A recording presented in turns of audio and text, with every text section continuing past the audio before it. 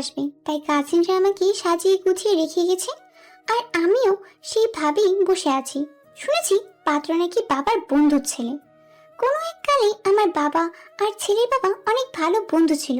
গ্রামে একই সাথে পড়াশোনা করেছে, কিন্তু ওরা গ্রামের ধনী ফ্যামিলি হওয়ায় শহরে গিয়ে টপ বিজনেসম্যানের মধ্যে নিজের নাম লিখিয়েছেন। আর বাবা গ্রামের টপ কৃষকদের মধ্যে একজন হয়ে পরিচিত হন। কোনো এক কালে ওনাদের খুব শখ ছিল যে ওরা একে অপরের বেয়াই হবে, যার কারণে আজ আমাকে এভাবে বসিয়ে রেখেছে। এরই মধ্যে নিতু অর্থাৎ আমার কাজিন দৌড়ে এসে আমার ঘরে ঢুকলো। আমার পাশে খাটের উপর বসে হাঁপাতে হাঁপাতে উত্তেজিত গলায় বলল, আপু, পাত্রপক্ষ চলে এসেছে। এইমাত্র তাদের রাস্তায় দেখিয়ে এলাম।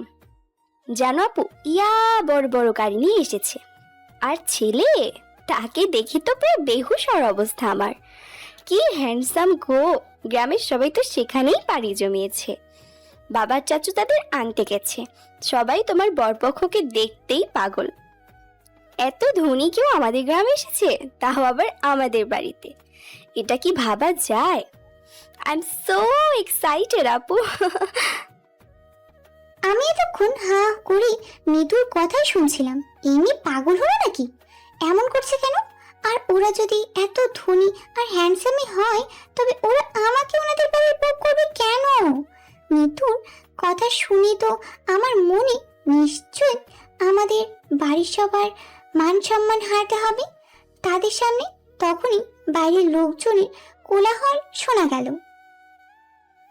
আপু, ওরা বুঝি চলে এসেছে। আমি গেলাম ওদের দেখতে। তুমি এখানেই বসে থেকো। বলেই নিতু এক দৌড়ে বাইরে চলে গেল। বাইরের কোলাহল শুনে মনেই হচ্ছে তারা বাড়ির ভিতর ঢুকতে পেরেছে।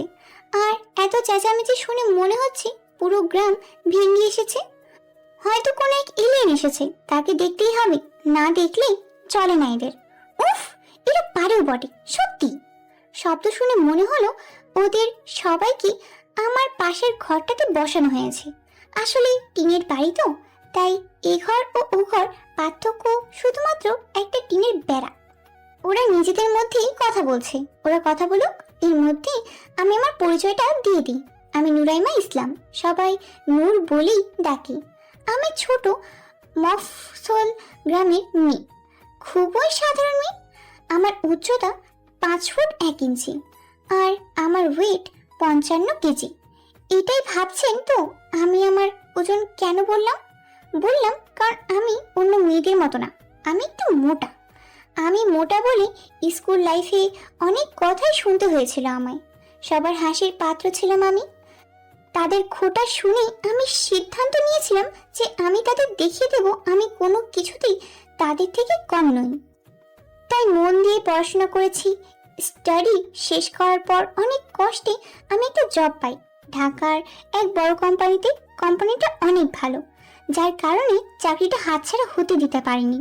বাবা খুব স্বাধীন মনের মানুষ, তাই বাবাকে একটু জেদ দেখাতে উনি আমাকে গ্রাম ছেড়ে শহরে যাওয়ার পারমিশন দেন। ঢাকায় এখন ফুপুর বাড়িতে থেকে আমি জবটা করছি। প্রায় 1 বছর ধরে জবটা করছি আমি।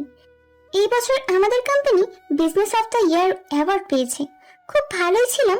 তার মাঝেই বাবা আমাকে ফোন করে বাড়িতে আসতে বলে। এসে এখানে ফেসে গেছি। সাজিয়ে গুছিয়ে বসিয়ে রেখে দিয়েছে। কিছুক্ষণ পর আমার চাচি আর পাশের বাড়ির এক বড় আম্মু এসে আমাকে ওনাদের সামনে নিয়ে গেল। আমাকে একটা চেয়ারে বসতে দেওয়া হলো। আমি মাথা নিচু করে ওনাদের সামনে বসে আছি। আমাদের ঘিরে অনেকেই দাঁড়িয়ে আছে। ওনারা আমাকে একের পর এক প্রশ্ন করছে, আর ওনাদের প্রশ্নে আমার হার্টবিট বাড়ছে। এমন সময় ছেলের বাবা বলে উঠল, আমার ছেলে নিজের তাগিদে 4 বছর কঠোর পরিশ্রম করে খান ইন্ডাস্ট্রিজের চেয়ারম্যান আর এমডি হয়ে নিজের বিজনেস সামলাচ্ছে। এমন দায়িত্ববান ছেলে তোরা খুব কমই পাবি রে রায়হান। আমার বাবাকে কথাটা বলল, আর আমি ওনার মুখে খান ইন্ডাস্ট্রির নাম শুনে চমকে যাই। খান ইন্ডাস্ট্রির এমডি মানে? আমি বিস্ময়ে ভরা চোখে পাত্রের দিকে তাকালাম। ছেলেকে দেখেই আমার চোখ রসগোল্লা বনে গেল। প্রায় 6 ফুট লম্বা, ফিট বডি, গায়ের রং ফর্সা আর মুখের চাপদারি, আর এক রাশ বিরক্তি ভাব নিয়ে আমার সামনে বসে থাকা ছেলেটাকে দেখে আমার মুখ থেকে অস্পষ্ট কণ্ঠে বেরিয়ে এলো, এক্সকিউজ স্যার। আমার মুখে স্যার ডাক শুনে সবাই আমার দিকে অবাক দৃষ্টিতে তাকালো। আমি সবার দিকে ফ্যালফ্যাল চোখে তাকালাম। নূর, মা তুমি সোমকে চেনো? অবাক হয়ে প্রশ্ন করলেন স্যারের মা আয়না খান। আমি ওনার দিকে তাকিয়ে মাথা উপর নিচ করে সায় দিলাম। সোম, তুই চিনিস নূরকে? স্যারের বাবা মিরাজ খান স্যারকে উদ্দেশ্য করে বললেন, না চেনার কি আছে? আমার অফিসের স্টাফকে আমি তো চিনবই, এতে অবাক হওয়ার কি আছে? এক রাশ বিরক্তি নিয়ে স্যার বললেন, তোর অফিসের স্টাফ মানে নূর তোর কোম্পানিতে জব করে, আর এই কথাটা তুই আমাদের এতক্ষণ বললি না কেন? অবাক হয়ে মিরাজ খান বললেন, বলার প্রয়োজন মনে করিনি, তাই এতক্ষণ বলিনি। হ্যাঁ, সেটাই তো দেখছি। দুইজন দুইজনকে চিনলেই ভালো, আমাদের আর কি করার। অবাক হয়ে কথাটা বলল বাবা। ওরা আবার ওদের কথায় মগ্ন হয়ে গেল। বাবা আর মিরাজ আঙ্কেলের কথা শুনি মনে হচ্ছে তার কত কালে একে অপরের ভালো বন্ধু। কিন্তু আমি আছি আমার জ্বালাই। বিয়েটা যে হবে না এটা আমি নিশ্চিত। বিয়ে নিয়ে আমার কোনো মাথা ব্যথা নেই। আমার সব ব্যথা আমার চাকরিটাকে নিয়ে। এত ভালো একটা চাকরি আমার হাতছাড়া হতে যাচ্ছে। বাবা আর পাত্র পেল না, সরাসরি আমার বসকে আমার সামনে বসিয়ে দিল। এখন কি হবে? লজ্জায় পুরো মাথা হেড হয়ে যাচ্ছে। যাকে বিয়ে করার জন্য মিস ওয়ার্ল্ডরা লাইন লাগিয়ে আছে, তাদের ছেড়ে উনি আমায় বিয়ে করবেন? এটা একেবারে ইম্পসিবল। ওনার মুখ দেখে বোঝা যাচ্ছে যে উনি এত কিছুতে কতটা বিরক্ত বোধ করছেন। আচ্ছা, এটা কি শুধুই আমি দেখতে পাচ্ছি আর অন্য কারোর চোখে কি উনার বিরক্তি ভাবটা পাচ্ছে না? উফ, উনি যদি বিয়েতে না বলে চলে যান, আমার মান সম্মান প্লাস্টিক। কোন মুখে আমি ওনার সামনে গিয়ে দাঁড়াবো? নিজের সম্মান সুরক্ষার্থে চাকরিটাও আমাকে ছাড়তে হবে। চাকরি ছাড়ার কথা মাথায় আসতেই আমার কান্না চলে আসছে। জোরে জোরে কাঁদতে ইচ্ছা হচ্ছে, কিন্তু ওরা আমার ভাবনায় জল ঢেলে দিয়ে বিয়েতে রাজি হয়ে বিয়ের ডেট পর্যন্ত ফিক্সড করে চলে গেলেন। এটা কি হলো? আমার জন্য বিশ্বাসই হচ্ছে না যে ওরা বিয়েতে রাজি হয়েছে। বিশেষ করে স্যারও তো কিছুই বললেন না। এটা কি হচ্ছে? আমার কেন জানি না মনে হচ্ছে উনি ওনার বাবার চাপে পড়ে বিয়েতে রাজি হয়েছেন। কোনো একটা সুযোগ পেলেই বিয়েটা ক্যান্সেল করতে দেরি করবেন না।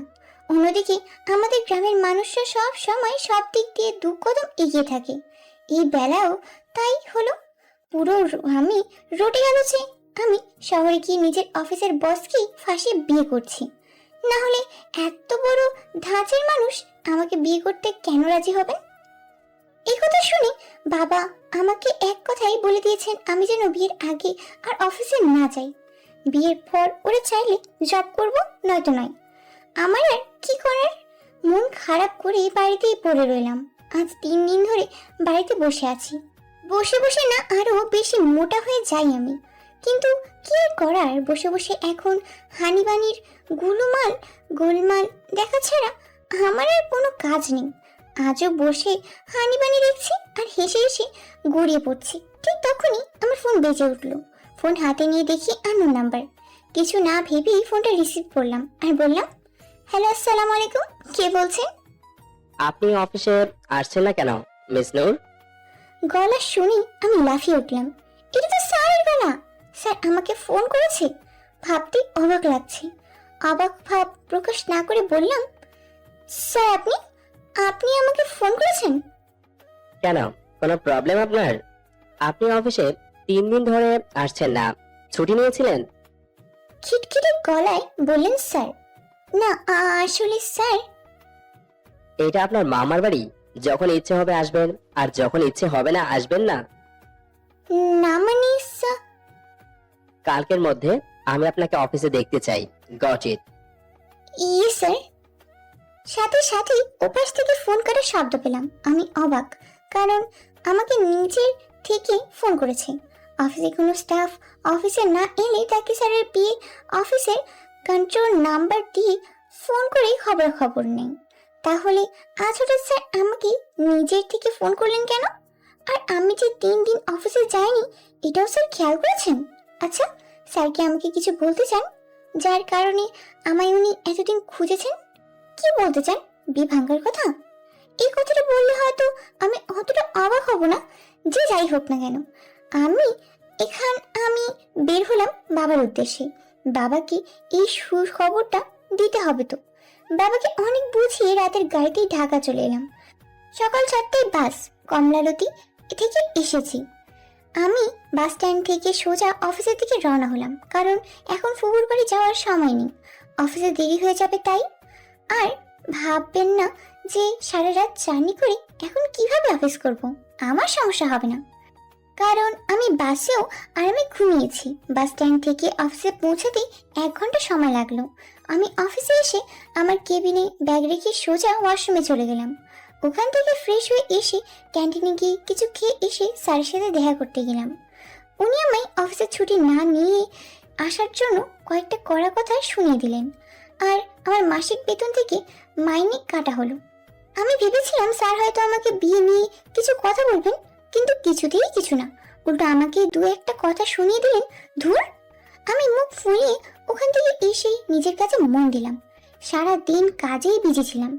3 দিনের চাপ একদিনে পড়ে গেল, এসব নিয়ে ভাবার সময় পেলাম না। অফিস আওয়ার শেষে আমি সব কাগজপত্র গুছিয়ে রেখে আমার ব্যাগ নিয়ে অফিস থেকে বেরিয়ে এলাম। অফিস থেকে বেরোতেই দেখি স্যার গাড়িতে হেলান দিয়ে দাঁড়িয়ে আছেন। আমি ওনাকে উপেক্ষা করে চলে আসতে চাইলে উনি আমাকে পিছন থেকে ডাক দিলেন। মিস নূর, আমি পিছনে ঘুরে ওনার দিকে তাকিয়ে বললাম, কিছু বলবেন sir? Yes, come with me. বলেই গাড়ির দরজা খুলে দিল। আমি কিছুটা এগিয়ে গিয়ে বললাম, জি স্যার, কোথায় যাব? সেটা গেলেই দেখতে পাবেন। এখন চুপচাপ গাড়িতে বসুন। আমি আর কথা না বাড়িয়ে গাড়িতে উঠে বসলাম। উনি ড্রাইভিং সিটে বসে ড্রাইভ করা শুরু করলেন। পুরো রাস্তায় দুজনেই চুপচাপ ছিলাম। আমি ভাবছি উনি আমায় বিয়ে করবেন না বলে মেরে ফেলতে নিয়ে যাচ্ছেন না তো? সে যেখানে যাক না কেন তা তো গেলেই দেখা যাবে। উনি একটা ক্যাফের সামনে গাড়ি থামালেন। আমাকে নামিয়ে উনি গাড়ি পার্ক করে এলেন। তারপর আমাকে নিয়ে ভিতরে গিয়ে বসলেন। ওয়েটার আসলে 2টো কফির অর্ডার দিলেন। আমাকে একবার জিজ্ঞাসাও করলেন না আমি কি খাবো। আমি কফি খাই না, এটা এখন ওনাকে কিভাবে বলি? ওয়েটার কফি দিয়ে গেল। আমি কফি নিয়ে নাড়াচাড়া করছি। উনি কফিতে 1 চুমুক দিয়ে বললেন, মিস নূর, আমি আপনাকে এখানে কিছু কথা বলার জন্য নিয়ে এসেছি, বিয়ের ব্যাপারে। আপনি খুব অবাক হয়ে আছেন যে আমি কেন আপনাকে বিয়ে করতে রাজি হয়েছি। বিয়েটা আমি আমার ড্যাডের কথাতে করছি। এটা শুনে আমি একদমই অবাক হলাম না। এটা হওয়ারই ছিল। আমি কোনো কথা না বলে ওনার কথা শুনতে লাগলাম। উনি আবার বললেন, ড্যাড আজ পর্যন্ত কখনোই আমার কাছে কিছু চাইনি, সব সময় দিয়ে গেছেন। আমাদের ভালোর জন্য সারা জীবন পরিশ্রম করে গেছেন। এই প্রথমবার ড্যাড আমার কাছে কিছু চেয়েছে। আপনাকে আমাদের বাড়ির বউ হিসেবে দেখতে চেয়েছেন। ড্যাডকে আমি না বলতে পারিনি, তাই আমি বিয়েটা করছি। কিন্তু কখনোই আপনাকে স্ত্রী হিসেবে মানতে পারবো না। আর এটার কারণ নিশ্চয়ই আপনার অজানা নয়। এই বিয়েতে সমাজের সামনে আমরা স্বামী স্ত্রী হলেও আপনার আর আমার মাঝে সম্পর্ক শুধু একজন পরিচিত মানুষ হয়েই থাকবে। আপনি বুঝতে পারছেন তো আমি কি বলছি? আমি আপনাকে স্ত্রীর অধিকার দিতে পারবো না। তাছাড়া আপনার অন্য কোনো অভাব থাকবে না। আপনি আপনার ইচ্ছে মতো চলাফেরা করতে পারবেন। আপনি আপনার মতো আর আমি আমার মতো। কেউ কারো পার্সোনাল লাইফে ইন্টারফেয়ার করব না। আমি আমারটা আপনাকে বললাম, এরপরে আপনি কি করবেন এটা আপনার ডিসিশন। বলেই উনি বসা থেকে উঠে দাঁড়ালেন। আবারও টেবিলে 2 হাত রেখে একটু ঝুঁকে দাঁত কিরমিরিয়ে বললেন, আর আপনি যে ডিসিশনটাই নিন না কেন ভেবে চিন্তে নেবেন, বিকজ আমার ড্যাড একজন হার্ট পেশেন্ট। আপনার ডিসিশনের কারণে ওনার কোনো ক্ষতি হলে আপনি ভাবতেও পারবেন না আমি আপনার সাথে কি করব। বলেই উনি আর এক মুহূর্ত দাঁড়ালেন না। আমি ওনার কথায় থ হয়ে গেছি। উনি বিয়েতে না বললেও আমি এতটা অবাক হতাম না যতটা অবাক এখন হলাম। এরকম ঘটনার জন্য একদমই প্রস্তুত ছিলাম না আমি। আমি এমন একটা সম্পর্কে কি করে যাব যেখানে কোনো ভবিষ্যৎ নেই? না না, এটা হতে পারে না। আমি কোনো লগ্নের নায়িকা নই যে উনি যা বলবেন আমি বোকার মতো তাই শুনবো।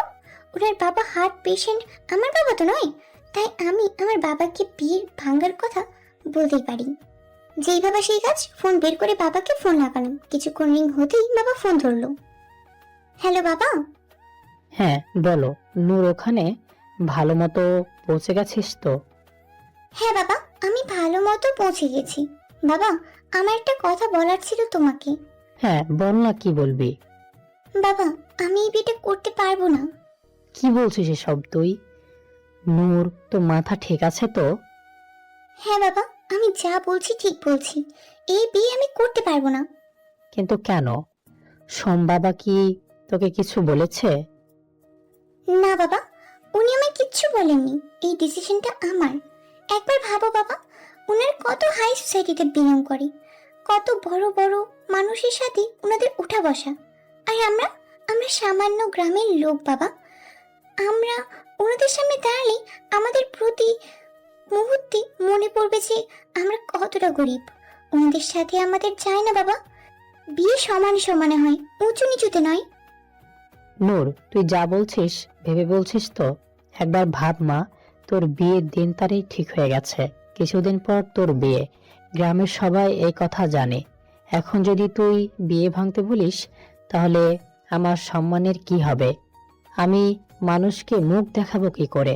তুই তো জানিস এখানকার মানুষেরা কেমন। একটা ছেড়ে আর একটা বলে। আচ্ছা তুই এদের কথা ছাড়, তোর মিরাজ আঙ্কেল, ওর কি হবে? আমি যাকে কথা দিয়েছি, আমি ওর সামনে দাঁড়াবো কি করে? আমাদের বন্ধুত্বের দাগ লেগে যাবে নূর। আর আমি যতদূর মিরাজকে চিনি, ও কখনোই অমর নিজ বাছাই করবে না। করলে বাড়ির বউ করার জন্য আমাকে বলতো না। নূর, এখনো সময় আছে, ভাব। আমার সম্মান এভাবে ধুলোয় মিশিয়ে দিস না। বাবা, আমি তোমাকে একটু পরে ফোন করছি বলি ফোনটা কেটে দিলাম। এটা কি করছিলাম আমি? আমি এটা কেন ভাবিনি যে বিয়েটার সাথে আমার বাবা মার সম্মানও যে জড়িয়ে আছে। এই বিয়ে ভাঙলে যে বাবার এত বছর বন্ধুত্বটাও ভেঙে যাবে। স্যার যদি ওনার বাবার জন্য আমার মতো একটা মেয়েকে বিয়ে করতে রাজি হতে পারে, তবে আমি কেন পারবো না? ভাগ্য আমাকে যেদিকে নিয়ে যাবে, আমাকেও সেদিকেই যেতে হবে। সব ভাগ্যের উপর ছেড়ে দিয়ে ব্যাগ কাঁধে নিয়ে ক্যাফে থেকে বেরিয়ে এলাম। পরের দিন ফোন করে বাবাকে বিয়ের আয়োজন করতে বললাম। এইভাবেই দিন কাটতে লাগলো আমার। আজ আমার বিয়ে। স্যারের বাড়ি থেকে আমার সাজগোজের সব জিনিস পাঠানো হয়েছে। ওগুলো দিয়ে আমাকে সাজানো হলো। আমি এমনিই তো একটু মোটু, তার উপর 1 মণ ওজনের লেহেঙ্গা আর ভারী গয়না পরে আমার তো কাহিল অবস্থা। না পারছি কিছু বলতে, আর না পারছি সইতে। রাত 8টায় স্যাররা এলেন।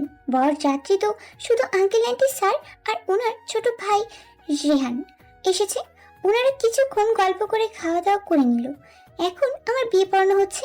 কবুল বলার সময় অনেক ধরনের চিন্তা ভাবনা মাথায় ঝেঁকে বসেছিল। সবটা জুড়ে ছেড়ে ফেলে কবুল পড়লাম। রেজিস্ট্রি খাতায় সাইন করার সময় দেখলাম স্যার সাইন করে দিয়েছেন। এবার আমার পালা। কাঁপা কাঁপা হাতে সাইন করলাম। আমাদের বিয়ে সম্পূর্ণ হলো। আমি সম্পূর্ণভাবে ওনার স্ত্রী হলাম। অনেক দূরের রাস্তা, তাই বিয়ে পড়ানো শেষেই বিদায় নিতে হলো। বিদায়ের সময় সবাইকে ছেড়ে আসতে অনেক কষ্ট হচ্ছিল, বুক ফেটে যাচ্ছিল। বর যাত্রীতে 2টো গাড়ি এসেছে। একটাতে আমার শ্বশুর শাশুড়ি আর দেওর বসেছে, অন্যটাতে আমি আর উনি বসেছি। খুব কান্না পাচ্ছে। আমি এমন একটা জীবনের দিকে এগোচ্ছি যার কোনো ভবিষ্যৎ নেই। যার হাত ধরে যাচ্ছি, সে যে কোনো সময় মাঝপথে আমার হাত ছেড়ে দিতে পারে। তখন কি করব আমি? এই যে এখন কাঁদছি, এখন তো আমার কেউ নেই যে আমার মাথায় হাত রেখে আমার সান্ত্বনা দেবে। আপন সবাইকে যে আমি পিছনে ফেলে চলে যাচ্ছি, আর যাকে আপন ভেবে যাচ্ছি, সে তো আমার সব থেকে বড় পাও। আর ভাবতে হলো না, কারণ উনি আমার দিকে একটা টিস্যু এগিয়ে দিলেন। আমি ওনার দিকে একবার ছড়ো ছড়ো চোখে তাকালাম, তারপর টিস্যুটা হাতে নিলাম। না, যতটা খারাপ ভেবেছিলাম ততটাও খারাপ নয়। গাড়িতে কাঁদতে কাঁদতে কখন যে ঘুমিয়ে পড়েছি বুঝতেই পারিনি। ভোরে যখন ঘুম ভাঙলো, তখন কারো ডাক শুনতে পেলাম। পাশে তাকিয়ে দেখি উনি নেই। গাড়ির জানলার কাছে এসে আমার শাশুড়ি মা আমায় ডাকছেন। আমি ওনার কথায় সায় দিয়ে গাড়ি থেকে নামলাম। উনি আমায় নিয়ে সামনে এগোতে লাগলেন। আমি সামনের দিকে এগোতেই অবাক, এ তো এক রাজপ্রাসাদের থেকে কম নয়। এত বড় বাড়ি এই প্রথম দেখলাম আমি। আর বাড়ি এত সুন্দর করে সাজিয়েছে যে আমি দেখেই হাঁ হয়ে গেছি। মা আমাকে নিয়ে বাড়ির ভিতরে গেলেন। ভিতরে গিয়ে আমি আরো অবাক, মনে হয় আমি কোনো স্বপ্নপুরীতে আছি। এত সুন্দর করে ডেকোরেট করা হয়েছে আর বাড়ি ভর্তি লোকজন। এটা কেউ বরযাত্রী যায়নি, কারণ অনেক দূরে রাস্তা। আমাদের দেখে সবাই এগিয়ে এলো। আমি আর চোখে দেখলাম স্যার সোফার উপর বসে আছেন। আমাকেও সেখানে নিয়ে গিয়ে বসানো হলো। এরই মধ্যে ওনারা সবাই আমাদের ঘিরে ধরলো, নানা ধরনের কথা বলতে লাগলো। বিয়ের বাকি নিয়মগুলো পালন করতে করতে প্রায় সকাল হয়ে গেছে। সব নিয়ম শেষে উনি উঠে চলে গেলেন। যাওয়ার সময় ওনার রুমে ব্রেকফাস্ট পাঠিয়ে দিতে বললেন। অন্যদিকে আমাকে ওনার কাজিনরা সবাই ঘিরে রেখেছে, কথা বলছে, হাসাহাসি করছে। আমিও মাঝে মাঝে ওদের সাথে তাল মেলালাম। ওদের কথায় বুঝতে পারলাম ওরা সবাই স্যারকে কত ভয় পায়। প্রায় 8টা বাজে, তখন স্যার ওপর থেকে নিচে এসে বললেন। মম, আমি অফিসে যাচ্ছি। ওনার কথা শুনে সবাই হাঁ করে ওনার দিকে তাকালো। অফিসে যাবে মানে? কালই তো তোর বিয়ে হলো, আর আজ তুই নতুন বউকে একা রেখে অফিসে যাবে? আহা, বাধা দিচ্ছ কেন? যাক না অফিসে। বিয়ে হয়েছে তো কি হয়েছে, বউ তো আর পালিয়ে যাবে না। এমনি কাল অফিস যায়নি, অনেক কাজ পড়ে আছে হয়তো। আজ অফিস না গেলে তো অনেক চাপ পড়ে যাবে ওর ওপরে। আর এমনিতে এখানে আর ওর কোনো কাজ নেই। ও বাড়িতে থাকলেও দেখবে ল্যাপটপ নিয়ে ঘরে বসে পড়েছে। তার থেকে বরং ও অফিসেই যাক, বিকেলে ফাংশনে অ্যাটেন্ড করবে। সেটাই কর। বাপ ছেলে দুজনেই এক। বাবাও তো আর কম নয়, নিজের বাসরাতে অফিসে মিটিং করতে চলে গিয়েছিলেন।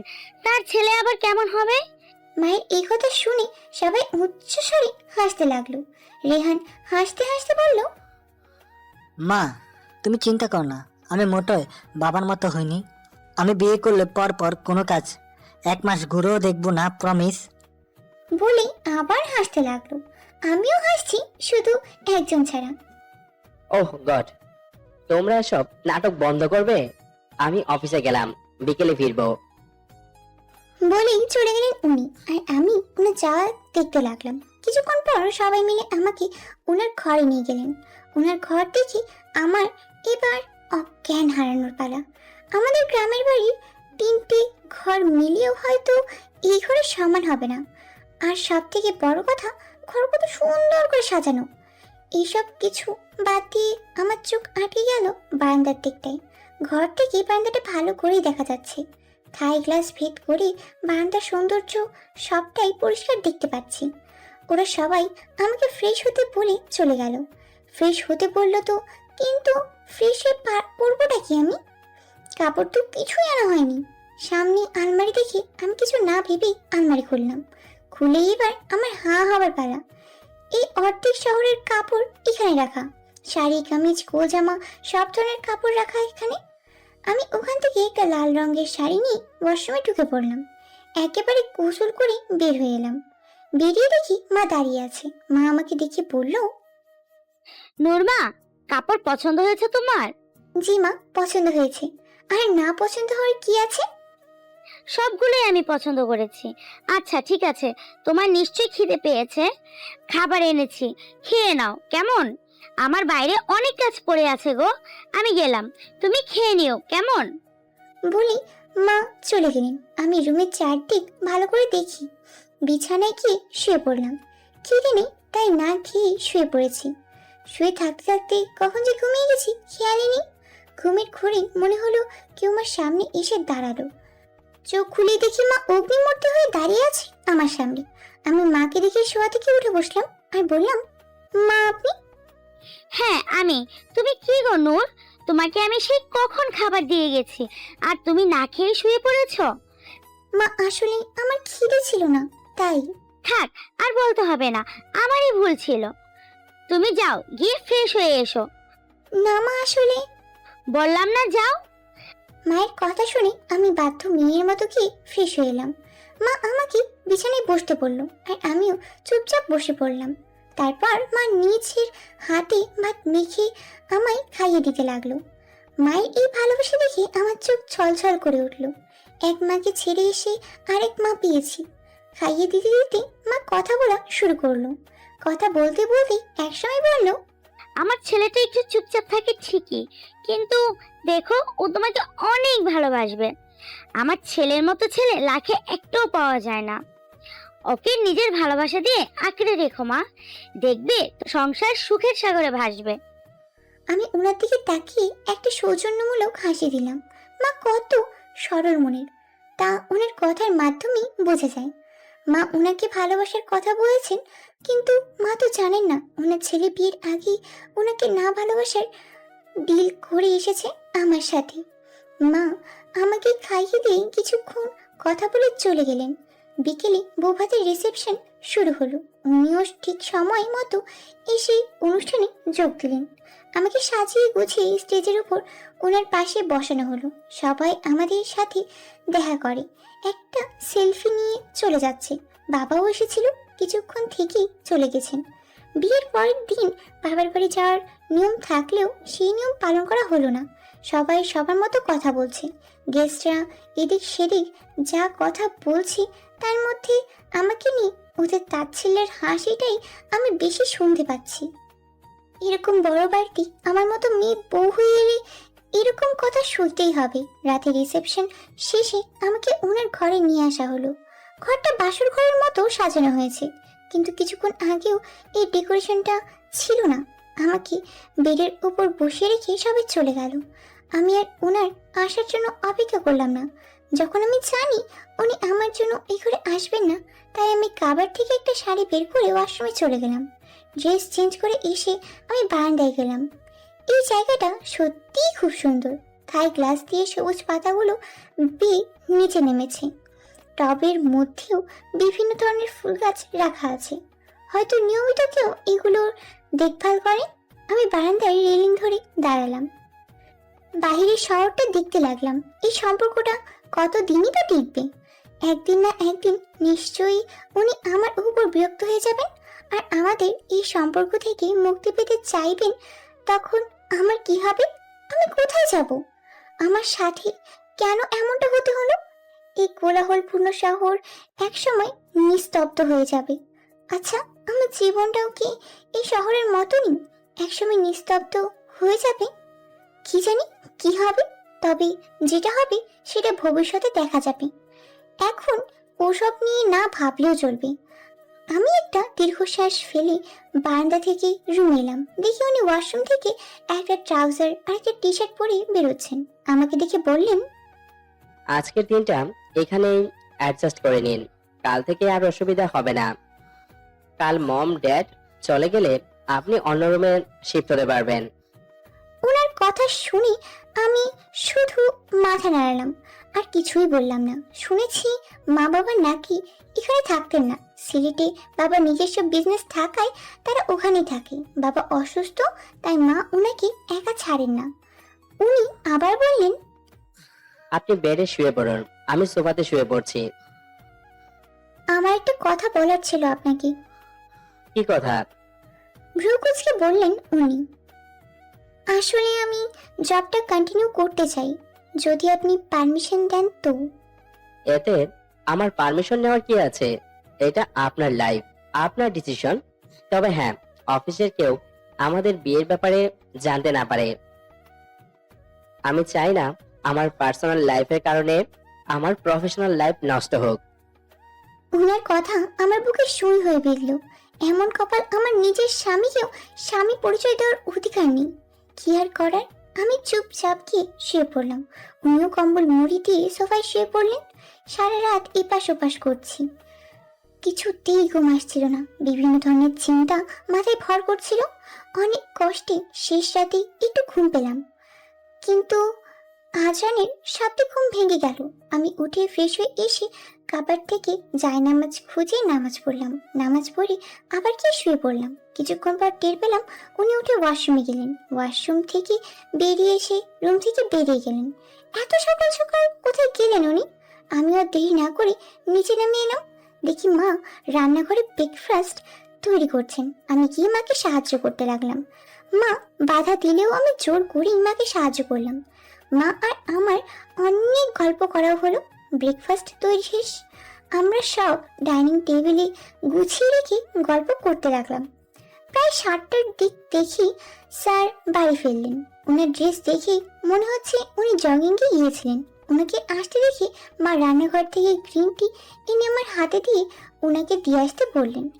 উনি জগিংয়ের পর গ্রিন টি খেতে পছন্দ করেন। আমি মায়ের হাত থেকে কাপ নিয়ে সোজা রুমে আসি। রুমে এসে দেখি কেউ নেই, হয়তো উনি ওয়াশরুমে গেছেন। তাই আমি গ্রিন টি টেবিলের উপর রেখে চলে এলাম। কিছুক্ষণ পর বাবা রেহান এসে ডাইনিং টেবিলে বসলো। তার কিছুক্ষণ পর উনিও চলে এলেন। সবাই একসাথে ব্রেকফাস্ট করলাম। ব্রেকফাস্ট শেষে সবাই সবার রুমে চলে গেলেন। আমি মাকে টেবিল গোছাতে হেল্প করতে লাগলাম। দেখি উনি রেডি হয়ে অফিসে চলে গেলেন, আর আমি মা বাবা আর রেহানের সাথে সময় কাটালাম। ওদের সাথে সময়টা ভালোই কাটলো। রেহান তো আমাকে নিজের বড় বোন মেনেই নিয়েছে। বিকেলে স্যার বাড়ি ফিরলে মা বাবা রেহান সবাই সিলেটে যাওয়ার জন্য বেরিয়ে পড়লো। রেহান সিলেটের এক হোস্টেলে থেকে পড়াশোনা করে। আমি মাকে থাকতে বললেও উনি বললেন বাবার নাকি একটা কাজ পড়ে গেছে, তাই ওনাদের যেতেই হবে। স্যার ওনাদের এগিয়ে দিয়ে এলেন। আমি ততক্ষণে বাড়িটা ঘুরে দেখতে লাগলাম। আসার পর থেকে বাড়িটা ভালো করে দেখাই হয়নি। এত বড় বাড়িতে এখন স্যার আর আমি একা থাকবো, আর কিছু সার্ভেন্ট থাকবে। ভাবতে কেমন ভয় লাগছে। স্যার যদি আমাকে মেরে ফেলে, এই বাড়িতে পুঁতে দেয়, তখন কি হবে? এসব ভাবতে ভাবতেই স্যার চলে এলেন। আমাকে আমার জিনিসপত্র নিয়ে অন্য ঘরে যেতে বললেন, আর কাল থেকে অফিসে জয়েন করতে বললেন। আমি আমার সব জিনিসপত্র নিয়ে ওনার পাশের রুমটায় চলে এলাম। পরের দিন অফিসেও গেলাম। অফিসে উনি আমার সাথে এমন বিহেভ করে যেন অফিসের বাইরে ওনার সাথে আমার কোনো সম্পর্ক নেই। এইভাবেই সময় কাটতে লাগলো তার গতিতে। সময় দিনে দিন, সপ্তাহে আর সপ্তাহ মাসে পরিণত হলো। আজ 6 মাস হলো আমাদের বিয়ে। আজ পর্যন্ত আমাদের সম্পর্কে কোনো উন্নতি হয়নি। কোনো প্রয়োজন ছাড়া আমরা একে অপরের সাথে কথাও বলি না। উনি ওনার মতো চলে, তো আমি আমার মতো চলি। এখন ওনার থেকে আমার কোনো এক্সপেকটেশনও নেই। এখনো অফিসের কেউ জানে না আমাদের বিয়ের ব্যাপারে। শুধু জানে আমি বিবাহিতা আর স্যারও বিবাহিতা। এর বেশি কেউ কিছু জানে না। এত মাসে বদলে গেছে শুধু একটা জিনিস, সেটা হলো আমি এখন আর ওনার অফিসের সামান্য স্টাফ নই। এখন আমি ওনার বিয়ে। এটা অবশ্য বাবার কেরামতি। বাবার জোড়াজুড়িতেই উনি আমাকে ওনার বিয়ের পজিশনটা দেন। তাও আমাকে আগে আমার যোগ্যতা প্রমাণ করতে হয়েছে। তারপর এখন সব সময়ই আমাকে ওনার আগে পিছে ঘুরতে হয়, যেমন এখন ঘুরছি। উনি কনফারেন্স রুম থেকে মিটিং শেষ করে নিজের কেবিনে যাচ্ছেন, আর আমি ওনার পিছু পিছু ফাইল আর কলম নিয়ে যাচ্ছি। উনি কেবিনে গিয়ে নিজের চেয়ারে বসতে বসতে বললেন, মিসেস নূর, হিলির যে প্রজেক্টের ফাইলটা আপনার কাছে আছে, ওটা ভালো করে চেক করে আমাকে দিয়ে যান। Okay sir. আর কানাডার যে ক্লায়েন্টসরা এসেছে তাদের সাথে আজ 6টায় মিটিং ফিক্সড করুন। ওকে স্যার বলি চলে আসতে যাব। তখনই স্যার আবার ডাকলেন। মিসেস নূর। আমি ঘুরে দাঁড়ালাম। Yes sir. মিস্টার প্রদীপকে আমার কেবিনে আসতে বলুন। ওকে স্যার বলি চলে আসবো। আবার স্যারের ডাক পড়লো। মিসেস নূর, আমার মনে হয় আপনার এখান থেকে যাওয়ার একটু বেশি তাড়া। আমি দাঁড়িয়ে পড়লাম। কই না তো স্যার। তবে এত তাড়া করে কোথায় যাচ্ছেন? আমি কি আপনাকে যেতে বলেছি? না তো স্যার, আসলে। আমার জন্য এক কাপ কফি নিয়ে আসুন। Okay sir. আর কিছু? এবার স্যার আমার দিকে তাকালেন আর বললেন, নো মিসেস নূর। আমি ওনার কেবিন থেকে বেরিয়ে এলাম। উফ, হাফ ছেড়ে বাঁচলাম। না জানি কেন ওনার কেবিনে থাকলে আমার দম বন্ধ হয়ে আসে। আমি স্বস্তির নিঃশ্বাস নিয়ে কফি আনতে গেলাম। যাওয়ার আগে প্রদীপ স্যারকে স্যারের কেবিনে যেতে বললাম। প্রদীপ স্যার স্যারের ম্যানেজার।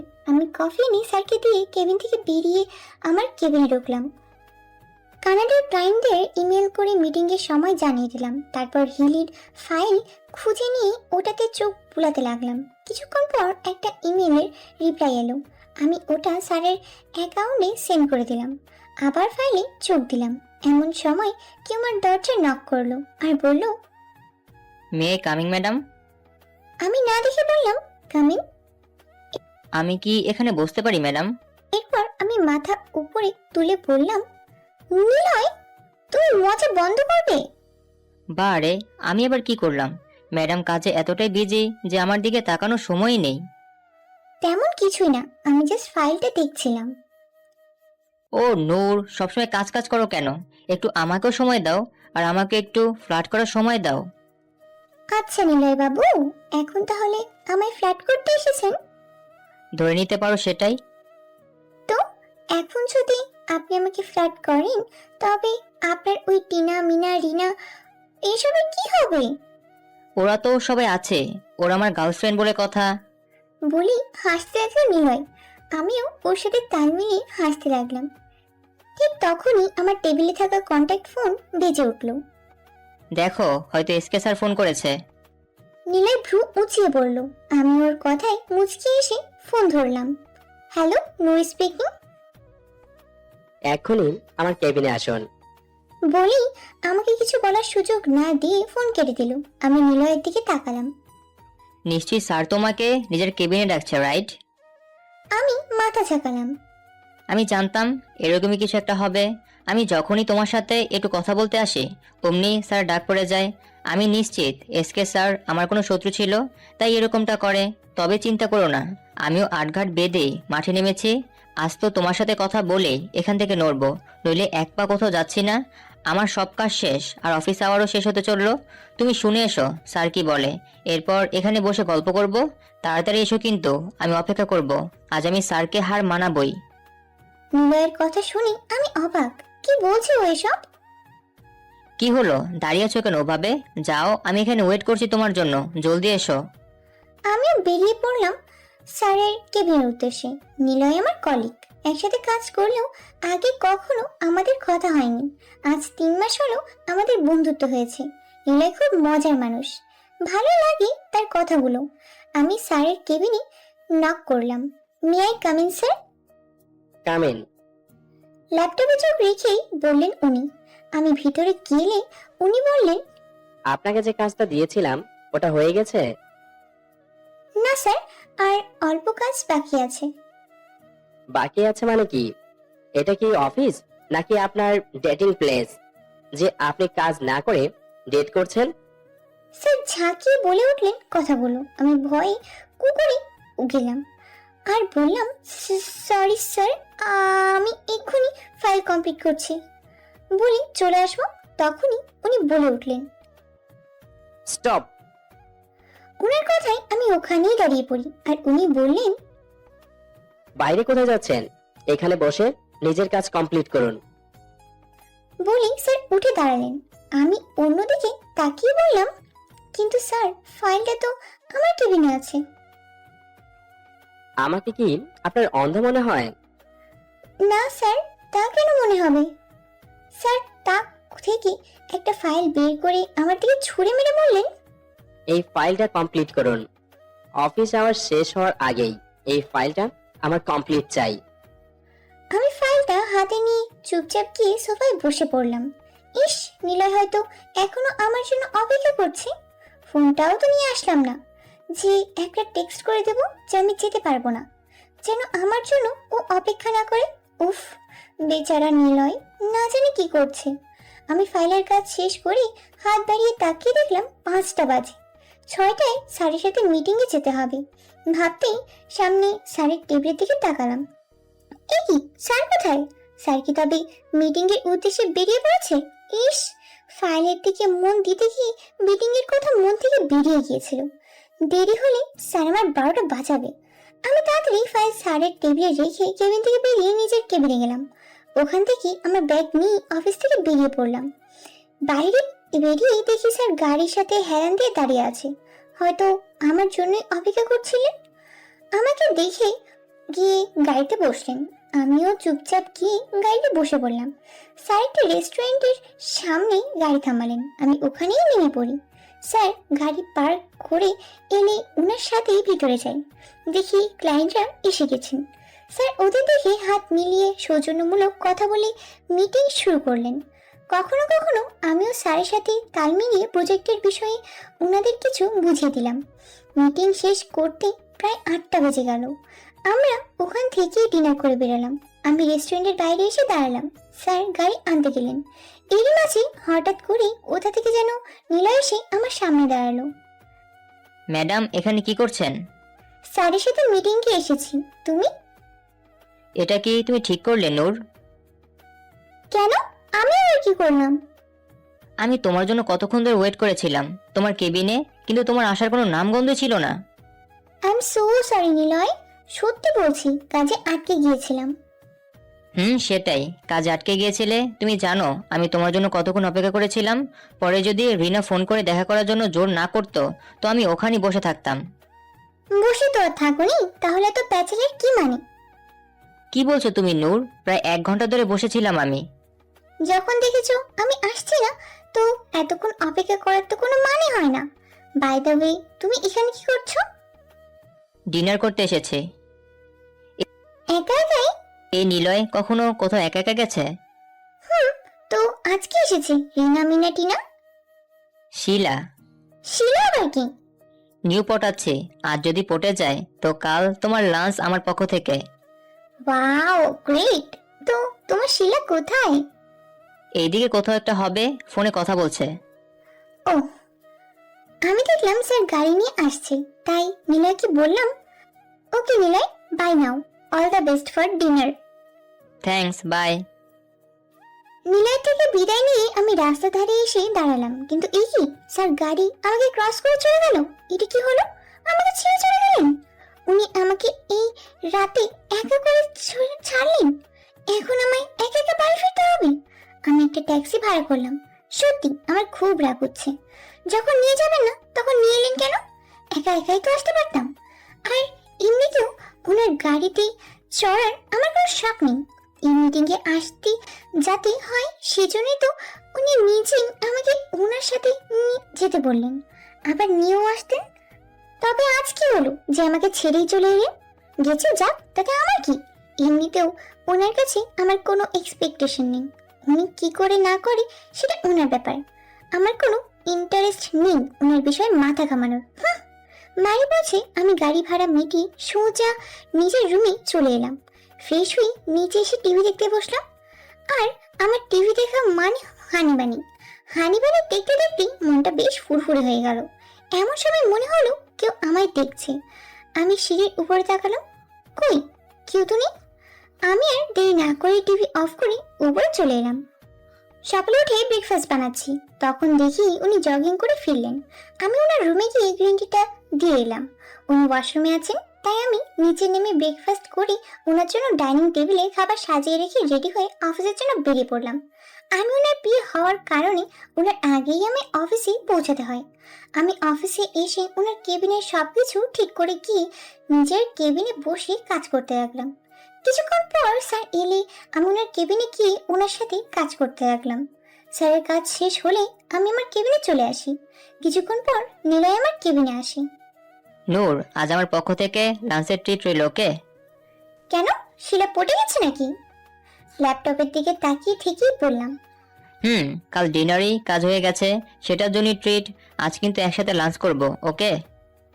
ওকে ডান। নিলয় চলে গেল, আমি আমার কাজে মন দিলাম। দুপুরে লাঞ্চ টাইমে কাজ বন্ধ করে উঠে কেবিন থেকে বেরোবো, তখনই আমার টেবিলের টেলিফোন বেজে উঠলো। আমি ধরার সাথে সাথে ওপাশ থেকে বলল, এক্ষুনি আমার কেবিনে আসুন। বলেই ফোন কেটে দিল স্যার। এখন আবার কেন ডাকছে ভাবতে ভাবতে ওনার কেবিনে নক করলাম। উনি ওনার টেবিলে এক গাদা ফাইল দেখিয়ে বললেন, এই ফাইলগুলো নিন আর সব ফাইল আজকের মধ্যে কমপ্লিট করুন। ফাইলগুলো দেখে আমি টাসটি খেলাম আর বললাম, স্যার এতগুলো ফাইল আজকের মধ্যে কি করে?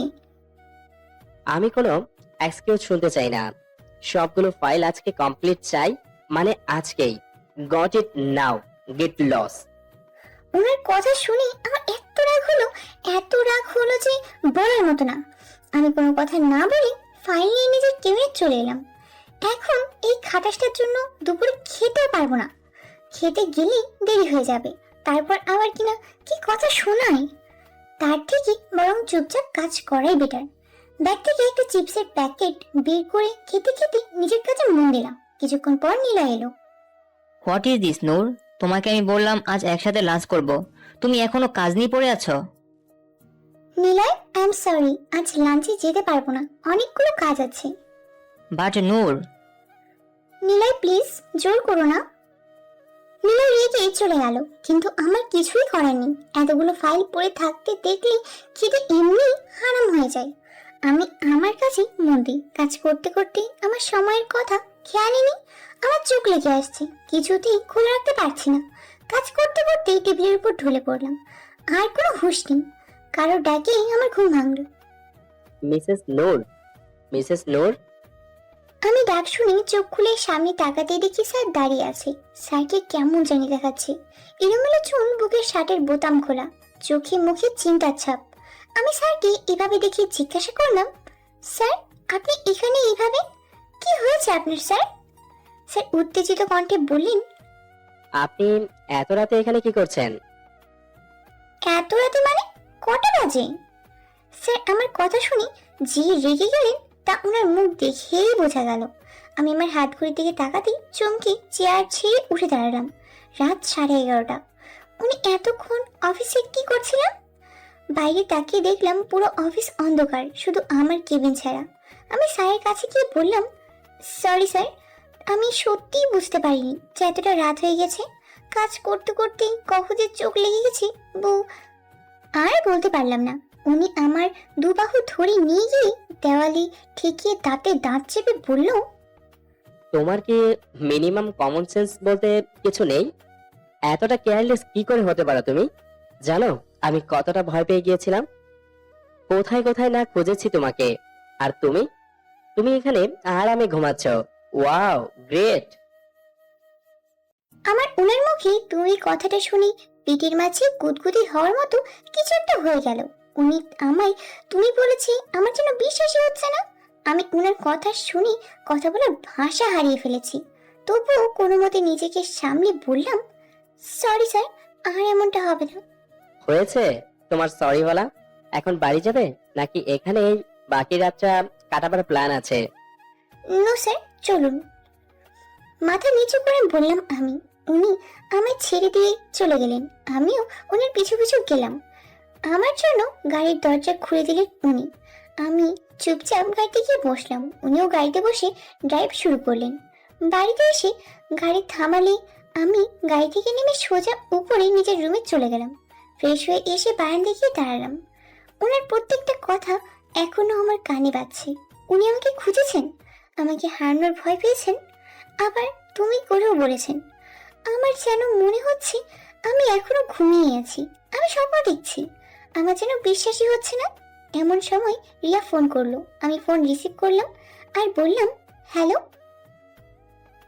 হ্যালো নূর, তুমি ঠিক আছো তো? হ্যাঁ, আমার আবার কি হবে? কোথায় ছিলে তুমি?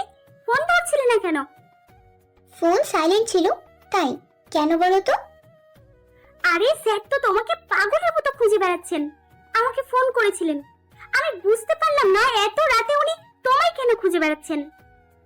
আমি রিয়ার কথা শুনে কিছুটা ভয় পেয়ে যাই আর বলি, আসলে স্যারের একটা ইম্পর্টেন্ট ফাইল আমার কাছে ছিল, আমি ফোন ধরছিলাম না, আর স্যার ফাইলটার প্রয়োজন ছিল তাই হয়তো। ও হতে পারে। Okay bye. ওকে। আমি ফোন রেখে দেওয়ার সাথে সাথেই স্যার এসে আমার পাশে দাঁড়ালেন।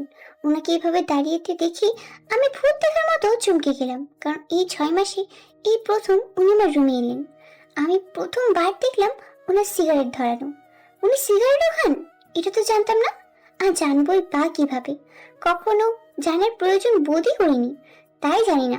আমি বললাম, স্যার আপনি এখানে কিছু বলবেন? কেন, এমনি আসতে পারি না? সামনের দিকে তাকিয়ে উত্তর দিলেন উনি, না তা কেন হবে বলে আমি রেলিং ধরে দাঁড়ালাম। কিন্তু ওনার সিগারেটের গন্ধ আমার সহ্য হচ্ছে না, তাই ওখান থেকে চলে আসতে চাইলাম। তখনই উনি আমার হাত ধরে ফেললেন। আমি চমকে ওনার দিকে তাকালাম আর উনি বললেন, আমার সাথে কিছু মুহূর্ত থাকতেও তোমার অসহ্য লাগছে নূর? আমি ওনার কথা শুনে থমকে যাই। মুখ দিয়ে একটা কথাও বের হলো না। উনি ওনার হাতে সিগারেট ফেলে দিয়ে আমার দিকে তাকালেন।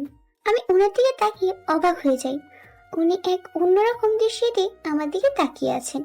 আমি ওনার থেকে হাত ছাড়ানোর চেষ্টা করতে লাগলাম আর বললাম, আমার হাত ছাড়ুন স্যার। কেন? আমার স্পর্শ তোমার খারাপ লাগছে? আর অন্যদের সাথে তো ঠিকই গায়ে পড়ে কথা বলো, তখন খারাপ লাগে না? উনার কথায় আমার মাথা গরম হয়ে গেল, তাই আমিও বললাম, স্যার আপনি আমার হাত ছাড়ুন, আমার ঘুম পাচ্ছে, ছাড়ুন আমার হাত, অসহ্য লাগছে আমার। আর কিছু বলার সুযোগ পেলাম না, তাই আগেই উনি আমার 2 হাত ধরে নিয়ে গিয়ে থাই গ্লাসের সাথে চেপে ধরে আমার ঠোঁটে ঠোঁট ডুবিয়ে দিলেন। আমি আজ ঝটকার পর ঝটকা খাচ্ছি। স্যার এরকম কিছু করবেন আমি বুঝতেও পারিনি। রাগের মাথায় উনি আমার ঠোঁটের উপর নানাভাবে নির্যাতন করতে লাগলেন। ব্যথায় আমি শেষ, ওনাকে সরিয়ে দেওয়ারও কোনো চান্স নেই। আমার 2 হাতই উনি চেপে ধরে আছেন। আমি নিজেকে ছাড়ানোর চেষ্টায় বারবার বিফল হচ্ছি। কিছুক্ষণ পর উনি নিজে থেকে আমাকে ছেড়ে দিয়ে আমি মৃদু ধাক্কা দিয়ে সরিয়ে ওখান থেকে চলে গেলেন। আমি পাথর বনে ওখানে দাঁড়িয়ে রইলাম। এটা কি হলো? স্যার এমনটা কেন করলেন? ঠোঁটের ব্যথায় কাঁদতে ইচ্ছা করছে, কিন্তু অনেক কষ্টে নিজেকে সামলে রুমে এসে দেখি টেবিলের উপর খাবার রাখা। তার মানে উনি খাবার দিতে এসেছিলেন, কিন্তু এখন উনি যা করলেন তারপর খাবারের গলাতে নামবে না আমার। তাই কিছু না খেয়ে চুপচাপ শুয়ে পড়লাম। পরের দিন হেজাবটি মুখ ঢেকে অফিসে গেলাম। কাল উনি আমার ঠোঁটের যা অবস্থা করেছেন, আমি তো আর কাউকে মুখ দেখানোর অবস্থাতেই নেই। আমি অফিসে এসে আগে ওনার কেবিনের সবকিছু গুছিয়ে রেখে নিজের কেবিনে এসে কাজে মন দিলাম। উনি অফিসে আসলেও আমি আর ওনার কেবিনে গেলাম না। পিওনের দ্বারা ওনার কফি পাঠিয়ে দিয়ে আবার নিজের কাছে মন দিলাম। কিছুক্ষণ পর আমার টেবিলের টেলিফোন বেজে উঠলো। আমি নিশ্চিত স্যার ফোন করেছেন, নিশ্চয়ই ওনার কেবিনে যেতে বলবেন। আমি ওনার জন্য কফি না নিয়ে গিয়ে পিওনকে দিয়ে পাঠিয়েছিলাম, তাই এতে নিশ্চয়ই উনি রাগ করেছে। না জানি এখন আবার কি করে। অনিচ্ছে থাকা সত্ত্বেও আমাকে ফোনটা ধরতে হলো। আমি কিছু বলার আগেই উনি ঝাঁঝিয়ে বলে উঠলো, এক্ষুনি আমার কেবিনে তোমায় দেখতে চাই। উনি ফোন রাখার আগেই আমি ফোন রেখে দিলাম। কথাতেই বোঝা যাচ্ছে কতটা রেগে আছে। কি করব, যাবো কি যাবো না? ধুর, না গেলে অনেক ঝামেলা। তাই আর কিছু না ভেবে ওনার কেবিনের দিকে পা বাড়ালাম। ওনার কেবিনের দরজায় নক করতেই দেখি কেবিনে কেউ নেই। গেলেন কোথায়? আমাকে রেখে নিজেই ফোন হয়ে গেলেন।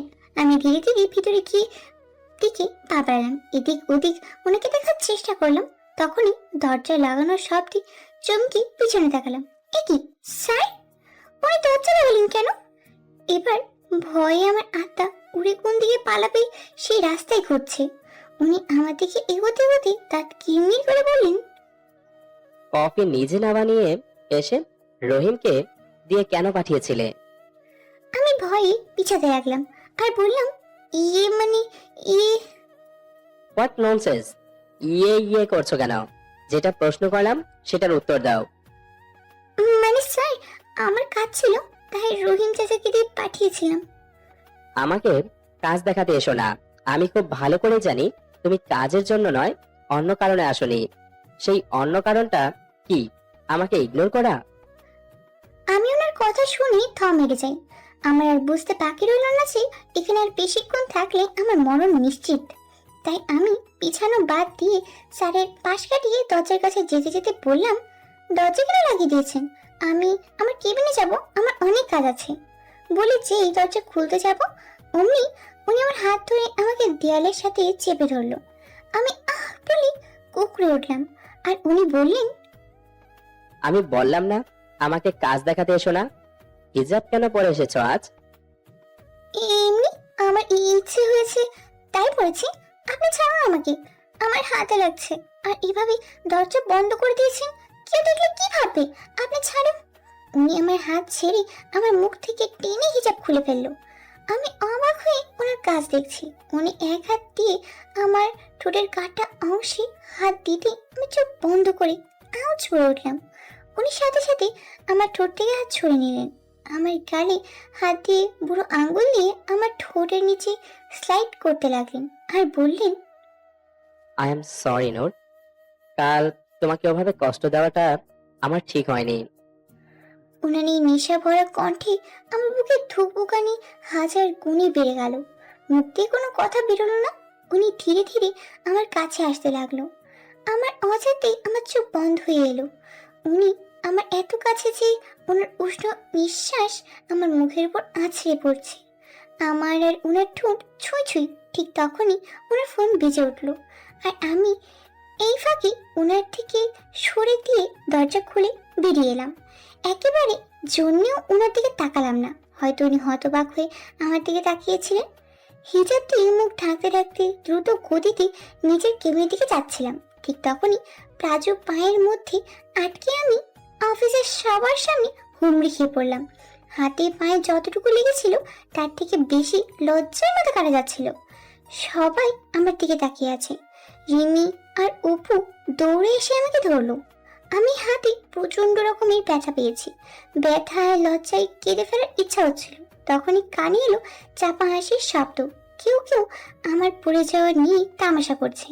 তখনই নিলয় দৌড়ে আমার কাছে এলো। নূর, তুমি ঠিক আছো তো? আমি মাথা ঝাঁকিয়ে বললাম। চোখ দিয়ে অঝরে পানি পড়ছে, কিন্তু আমার চোখের পানি হয়তো ওদের কারো চোখে লাগে না। তাই মায়া নিজের কেবিন থেকে বলে উঠল, নূর, দেখে চলবে তো, আর একটু হলে তো ফ্লোরটাই ভেঙে যেত। বলেই তাচ্ছিল্যের সুরে হেসে উঠল। মায়ের কথায় তাল মিলিয়ে দিশাও বলল, নূর, আমার তো মনে হয় এবার তোমার ডায়েটিং করা উচিত। না হলে তুমি যে হিসাবে ফুলছো, এবার তো মনে হয় অফিসের দরজা কাটার দরকার পড়বে তোমাকে ভেতরে ঢোকানোর জন্য। বলেই ওরা উচ্চস্বরে হেসে উঠল। কি বলছো এসব দিশা? কখন কিভাবে কার সাথে কথা বলতে হয় সেটুকু সেন্সও কি তোমাদের নেই? ওই নিলয়, কথা বলা শেখাতে এসো না তো। যাকে যা বলার দরকার আছে তাই বলেছি। ভুল কিছু কি বলেছি? মুখ বাঁকিয়ে বলল মায়া। এসব কথা আমার আর সহ্য হচ্ছে না। আমি চুপচাপ চলে যেতে চাইলেই পিছন থেকে কারো ডাক শুনতে পেলাম। মিসেস নূর। ডাক শুনেই আমি পিছনে ঘুরে তাকালাম। স্যার চোখ মুখ শক্ত করে দাঁড়িয়ে আছে। ওনাকে দেখে কেন জানি না আমার হাও মাও করে কাঁদার ইচ্ছা হচ্ছিল। স্যার আমার কাছে এসে একবার আমাকে দেখে মায়া আর দিশা দিয়ে তাকিয়ে বললেন, সরি বলুন নূরকে। সরি, বাট কেন sir? I said say sorry. ওনার হুঙ্কারে পুরো অফিস থমকে গেল। সবাই ভয়ে কুঁকড়ে গেল। মায়া আর দিশা ভয় পেয়ে মাথা নিচু করে আমাকে বলল, I am sorry Noor. Now get lost for my office. দাঁতে দাঁত চেপে বললেন স্যার। এবার দিশা অবাকের চরম সীমায় পৌঁছে বলল, অফিস থেকে বেরিয়ে যাব মানে? স্যার কি বলছেন এসব? যারা কাউকে সম্মান দিয়ে কথা বলতে জানে না, আমি তাদের কাউকে আমার অফিসে দেখতে চাই না। ভালো কথা চলে যাও, নয়তো সিকিউরিটিকে ডেকে ঘাড় ধাক্কা দিয়ে বের করে দেব। স্যার কি বলছেন? স্যার সামান্য একটা ব্যাপারে অফিস থেকে বের করে দিবেন? স্যার সরি তো বললাম, প্লিজ স্যার এরকমটা করবেন না। দিশাকে থামিয়ে দিয়ে মায়া ঝাঁঝালো কণ্ঠে বলে উঠল, স্যার, সামান্য একটা মেয়ের জন্য আপনি আমাদের। She is my wife, don't call her সামান্য মেয়ে। ওনার কথায় পুরো অফিস থমকে গিয়ে আমার দিকে তাকালো। পুরো অফিস স্তব্ধ হয়ে আছে। হয়তো স্যারের কথা সবার কানে এখনো বাজছে। আর আমি তো অবাকে সপ্তম আসমানে গিয়ে ওনার দিকে তাকিয়ে আছি। ওনার মুখে ওয়াইফ কথাটা শুনে বুকের মাঝে একটা ঝড় বয়ে গেল। মুহূর্তে ওনার জন্য একটা ভালো লাগা কাজ করতে লাগলো।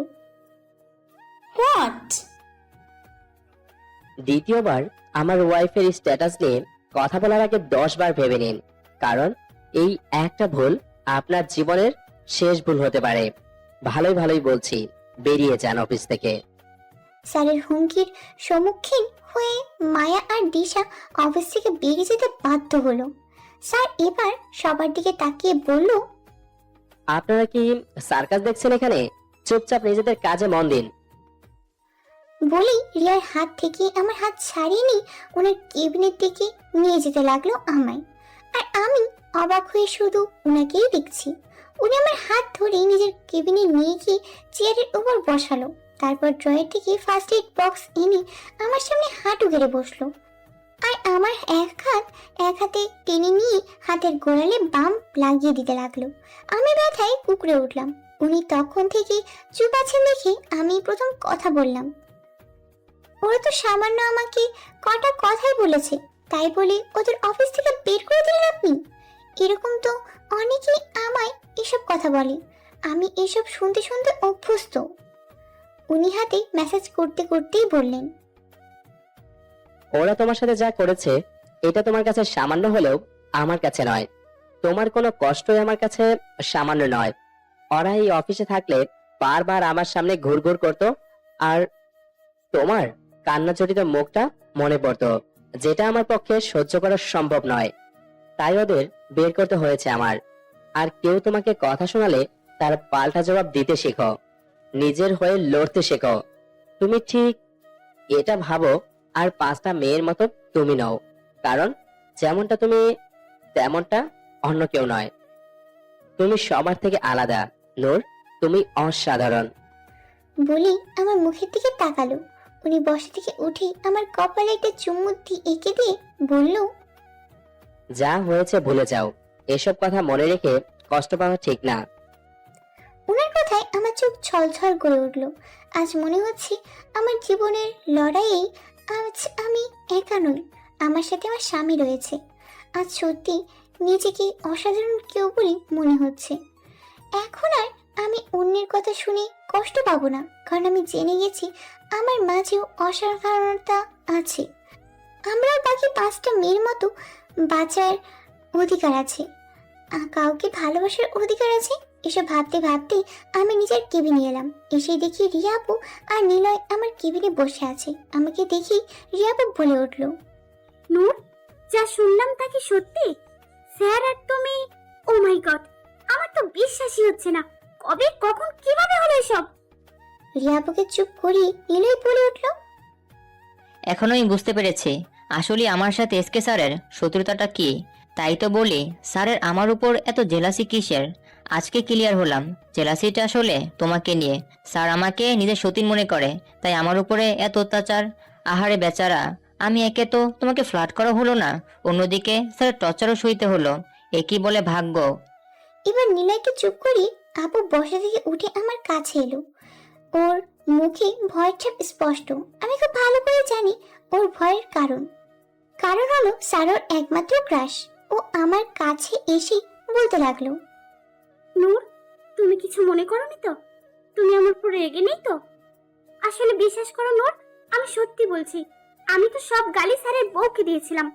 আমি তো আর জানতাম না যে স্যারের বউ আর কেউ না, আমার সামনে বসে থাকা তুমি নিজেই ছিলে। বিশ্বাস করো, আমি তোমাকে ওইভাবে কথাগুলো শোনাতে চাইনি, সত্যি বলছি। ওদের কথা শুনে আমি হাসবো না কাঁদবো সেটাই বুঝতে পারছি না। পরিস্থিতি পাল্টানোর জন্য আমি আমার চেয়ারে বসতে বসতে বললাম, ওহো, তোমরা এসব কি লাগিয়ে রেখেছো বলো তো? বাদ দাও না এসব কিছু। ওকে ওকে, বাদ দিলাম। এখন এটা বলো, তুমি আমাদের সত্যি নিজের বন্ধু ভাবো তো? নিলয়ের কথায় আমি ভ্রু কুঁচকে ওর দিকে তাকালাম। আমি বললাম, কেন বলো তো? কারণ আমরা কতদিন ধরে শুনছি তুমি বিবাহিতা, আর এটাও জানি যে স্যারও বিবাহিত, কিন্তু তোমরা দুজনই যে স্বামী স্ত্রী, এই কথা তুমি আমাদেরকে লুকিয়েছো কেন? হ্যাঁ, সেটাই তো। এতদিনে তুমি আমাদের এই বিষয়ে কিছু বলনি কেন? নিলয় এর কথায় রিয়াও সায় দিল। এদের কথায় এবার আমি ভয় পেয়ে গেলাম। কি বলবো ওদের তো আর আমি এসব কিছু বলতে পারবো না। তাই পরিস্থিতি সামলানোর জন্য বললাম, আসলে তোমরা তো জানো স্যার কখনই পার্সোনাল লাইফ আর প্রফেশনাল লাইফ এক চোখে দেখেননি, তাই আমাদের বিয়ের কথাটাও প্রফেশনালি কেউ জানে না। এই কথাটা বলে কেমন হজম হলো বুঝলাম না, তবে যেমনই হোক আপাতত ব্যাপারটা সামাল দিতে পারলেই বাঁচি। ও এই কথা, আচ্ছা ঠিক আছে, আমি গেলাম, আমার কাজ আছে। বলেই নিলয় চলে গেল। নিলয়ের যাওয়ার সাথে সাথে আপু আমার কাছে এসে বলল, এই নূর, তোমার ঠোঁটে এটা কি? আপুর কথা শুনে আমি তো থ হয়ে যাই। এত কিছুর মাঝে তো মুখ ঢাকতেই ভুলে গেছি আমি। এখন এদের কি বলি আমি? তাই বললাম, আসলে দরজা লেগে কেটে গেছে। কিন্তু আমার তো তেমন কিছু মনে হচ্ছে না। আমার তো অন্যরকম কিছু মনে হচ্ছে। বলে রিয়া আপু আমার দিকে তাকিয়ে চোখ টিপ দিল। আর তাই আমি বললাম, অন্যরকম মানে? কি বলছো এসব? তুমি হিজাব দিয়ে এই কাটা দাগটা লুকাতে চাইছো, তার মানে এটা দরজা লেগে কাটেনি, এটা লাভ বাইট, তাই তো? স্যারের দেয়া লাভ বাইট। রিয়াপুর কথা শুনে আমার হার্ট অ্যাটাক করার মতো অবস্থা। লজ্জায় আমি শেষ। ধুর, কি সব বলছো তোমরা? এমন কিছুই না। আচ্ছা, তাহলে কেমন কিছু শুনি? বলি আপু আমার বাহুতে নিজের বাহুতে ধাক্কা দিল। আর আমি তো পুরাই শেষ। এই, তোমরা এখন এখান থেকে যাও তো, আমার কাজ আছে। তোমাদের এসব কথা শোনার সময় আমার নেই, যাও তো। যা বাবা, আমরা আবার কি বললাম? অবাক হয়ে বলল রিয়া আপু, তোমরা যাবে এখান থেকে? ওরা হাসতে হাসতে বেরিয়ে গেল আর আমি হাফ ছেড়ে বাঁচলাম। অনেক ধরনের মিশ্র অনুমতি নিয়ে নিজের কাজ করতে লাগলাম। সবার মুখে স্যারের বউ কথাটা শুনতে ভালোই লাগছে আমার। এই এক অন্যরকম অজানা অনুভূতি। অফিস আওয়ার শেষে আমি সবকিছু গুছিয়ে নিয়ে অফিস থেকে বেরিয়ে পড়লাম। বেরিয়ে দেখি স্যার দাঁড়িয়ে আছেন। আমি বুঝতে পারলাম না কেন উনি এভাবে দাঁড়িয়ে আছেন। হয়তো কোনো কাজ আছে, তাই আমি অন্যদিকে ঘুরে চলে আসবো। তখনই স্যার পাশে এসে থেকে আমার হাত ধরে টেনে নিয়ে গিয়ে গাড়িতে বসালো। নিজেও গাড়িতে বসে ড্রাইভ করতে লাগলো। এই প্রথম আমি কোনো কাজ ছাড়াই স্যারের গাড়িতে উঠলাম। উনি ড্রাইভ করতে করতেই বললেন, আমি তোমার জন্য দাঁড়িয়ে অপেক্ষা করছিলাম, আর তুমি অন্যদিকে কোথায় যাচ্ছিলে? আমি তো জানতাম না যে আপনি আমার জন্য অপেক্ষা করছিলেন। আমি তো কখনো কোনো প্রয়োজন ছাড়া আপনার গাড়িতে উঠি না। এখন থেকে উঠবে, আর প্রতিদিন উঠবে, কারণ এখন থেকে প্রতিদিন তুমি আমার সাথেই অফিসে যাওয়া আসা করবে। আমি ওনার কথা শুনে আর কিছু বললাম না, মাথা নিচু করে বসে রইলাম। এক অন্যরকম ভালো লাগা কাজ করছে আমার ভিতর। আমার কি হচ্ছে? বাড়ি ফিরতেই আমি নিজের রুমে চলে গেলাম। ফ্রেশ হয়ে বারান্দায় গিয়ে দাঁড়ালাম। আজ অফিসে ঘটে যাওয়া ঘটনাটাই চোখের সামনে ভেসে উঠেছে। ওদের বলা কথাগুলো মনে পড়তেই চোখ দিয়ে জল ঘুরিয়ে পড়লো। ওরা কি বোঝে না ওদের বলা কথা আমাদের মতো মেয়েদের কতটা কষ্ট দিতে পারে? তারপরও কেন তারা এইভাবে বলে? কি লাভ তাদের আমাদের এইভাবে কথা শুনিয়ে? তখনই মনে পড়লো স্যারের কথাগুলো। সাথে সাথে নিজের চোখের পানি মুছে ফেললাম। কেন কাঁদছি আমি? কাঁদবো না। ওদের কাজ কথা বলা, বলে যাক, তাতে আমার কি? আমিও যে একজনের কাছে অসাধারণ তা তো আজ জানতে পারলাম। অজান্তেই ঠোঁটের কোণে হাসির রেখা ফুটে উঠলো আমার। রাতে রান্নাঘরে গিয়ে রান্না করতে লাগলাম। রাত 10টা বাজে। এই সময় উনি ডিনার করতে নিচে আসেন। প্রতিদিন সার্ভেন্ট খেতে দেয়, তবে আজ আমি দেব। ভাবতে ভাবতে ডাইনিং টেবিলে রেডি করছি, তখন একটা সার্ভেন্ট এসে বলল স্যার নাকি উপরে খাবার নিয়ে যেতে বলেছেন। উপরে কেন? উনি তো নিচে নেমেই খান। ওনার শরীর খারাপ করলো না তো আবার? আমি ট্রেতে করে খাবার সাজিয়ে নিয়ে উপরে ওনার রুমে গেলাম। ঘরে ঢুকতেই দেখি কেউ নেই। গেল কোথায় লোকটা? আমি এদিক ওদিক দেখতে লাগলাম। তখনই আমার সকালে অফিসের কথা মনে পড়ে গেল। আমি সাথে সাথে খাবার টেবিলে রেখে চলে আসবো। ঠিক তখনই উনি দরজা লাগিয়ে দিয়ে দরজার সামনে দাঁড়িয়ে বাঁকা হাসতে লাগলেন। আমি ভয় হয়ে গেছি। এটা কি হলো? উনি দরজা লাগালেন কেন? তখনই উনি বলল, খাবার রেখে কোথায় যাচ্ছ? এখানে বসো আর আমাকে খাইয়ে দাও। ওনার কথা শুনি আমি টাসকি খেলাম আর বললাম, আমি খাইয়ে দেব? তা নয় তো এখানে আর কে আছে খাইয়ে দেওয়ার মতো? কিন্তু স্যার, আমি কি? খাইয়ে দিতে বলেছি, চুপচাপ এখানে বসে খাইয়ে দাও। উনি আমার হাত ধরে নিয়ে গিয়ে বিছানায় বসিয়ে দিয়ে নিজেও আমার পাশে বসলেন। আমি অনেক ইতস্ত বোধ করে পেটে ভাত নিয়ে মেখে ওনার মুখে তুলে দিলাম। আমাকেই শুধু খাওয়াচ্ছ, তুমি খাবে না? ওনার কথায় আমি অবাক হয়ে ওনার দিকে তাকালাম আর বললাম, না স্যার, তার কোনো প্রয়োজন নেই, আমি পরে খেয়ে নেব। তুমি নিজে খাবে নাকি আমি খাইয়ে দেব? না না স্যার, আমি খাচ্ছি। বলেই আমি খাবার মুখে পুরে নিলাম। ঠোঁটের কোণে লেগে থাকা খাবার হাত দিয়ে মুছতে যাব, তখনই স্যার আমার হাত আটকে ওনার আমার ঠোঁট আঁকড়ে ধরলেন। উনি ঠোঁট দিয়ে লেগে থাকা খাবার মুছে নিয়ে আবার সোজা হয়ে বসলেন। আমি চোখ বড় বড় হয়ে গেল। এরকম কিছুর জন্য আমি মোটেও প্রস্তুত ছিলাম না। লজ্জায় আমি মাথা উঠাতে পারছি না। উনি ঠোঁট মুছতে মুছতে বাঁকা হেসে বললেন, ওয়াও, আজকের খাবারটা যে এতটা টেস্টি ছিল তা তো আগে জানতাম না। জানলে কত আগেই খেয়ে নিতাম। ওনার কথা শুনে বিষম খেলাম। সাথে সাথে উনি আমায় পানির গ্লাস এগিয়ে দিলেন। উনার হাত থেকে গ্লাস নিয়ে আমি পানি শেষ করে দিলাম। তখনই উনি বললেন, কি হলো, খাইয়ে দেবে নাকি আবারও টেস্টি খাবার খাওয়ানোর ইচ্ছে আছে? ওনার কথা শুনে আমি তাড়াতাড়ি ওনাকে খাইয়ে দিতে লাগলাম। আর ওনার জোড়াজুড়িতে আমাকেও খেতে হলো। খাবার শেষে আমি হাত ধুয়ে প্লেট টেবিলে রেখে যে উঠে যাব, অমনি উনি আমার হাত হ্যাচকা টান মেরেই শুয়ে পড়লেন। আর আমি সোজা ওনার বুকের উপর গিয়ে পড়লাম। আমাকে জড়িয়ে ধরে বললেন, কোথায় যাচ্ছ? সব সময় তোমার যাওয়ার এত তাড়া থাকে কেন? না মানে স্যার, আসলে এসব বলে উঠতে গিয়েও পারলাম না। উনি আমায় শক্ত করে জড়িয়ে ধরে রেখেছেন আর বললেন, চুপচাপ এখানে শুয়ে থাকো। এখন থেকে আমার বুকের মাঝে মাথা রেখে ঘুমাবে। কোনো কথা না বলে ঘুমিয়ে পড়ো। আমি আর কিছুই বলতে পারলাম না। মুখ থেকে কোনো কথা বেরোলোই না। কারো বুকে যে এতটা শান্তি, এটা আমি আগে জানতাম না। মনে হচ্ছে পৃথিবীর সব সুখ এই বুকে রয়েছে, আর আমি সেই বুকে পরম সুখে ঘুমিয়ে পড়লাম।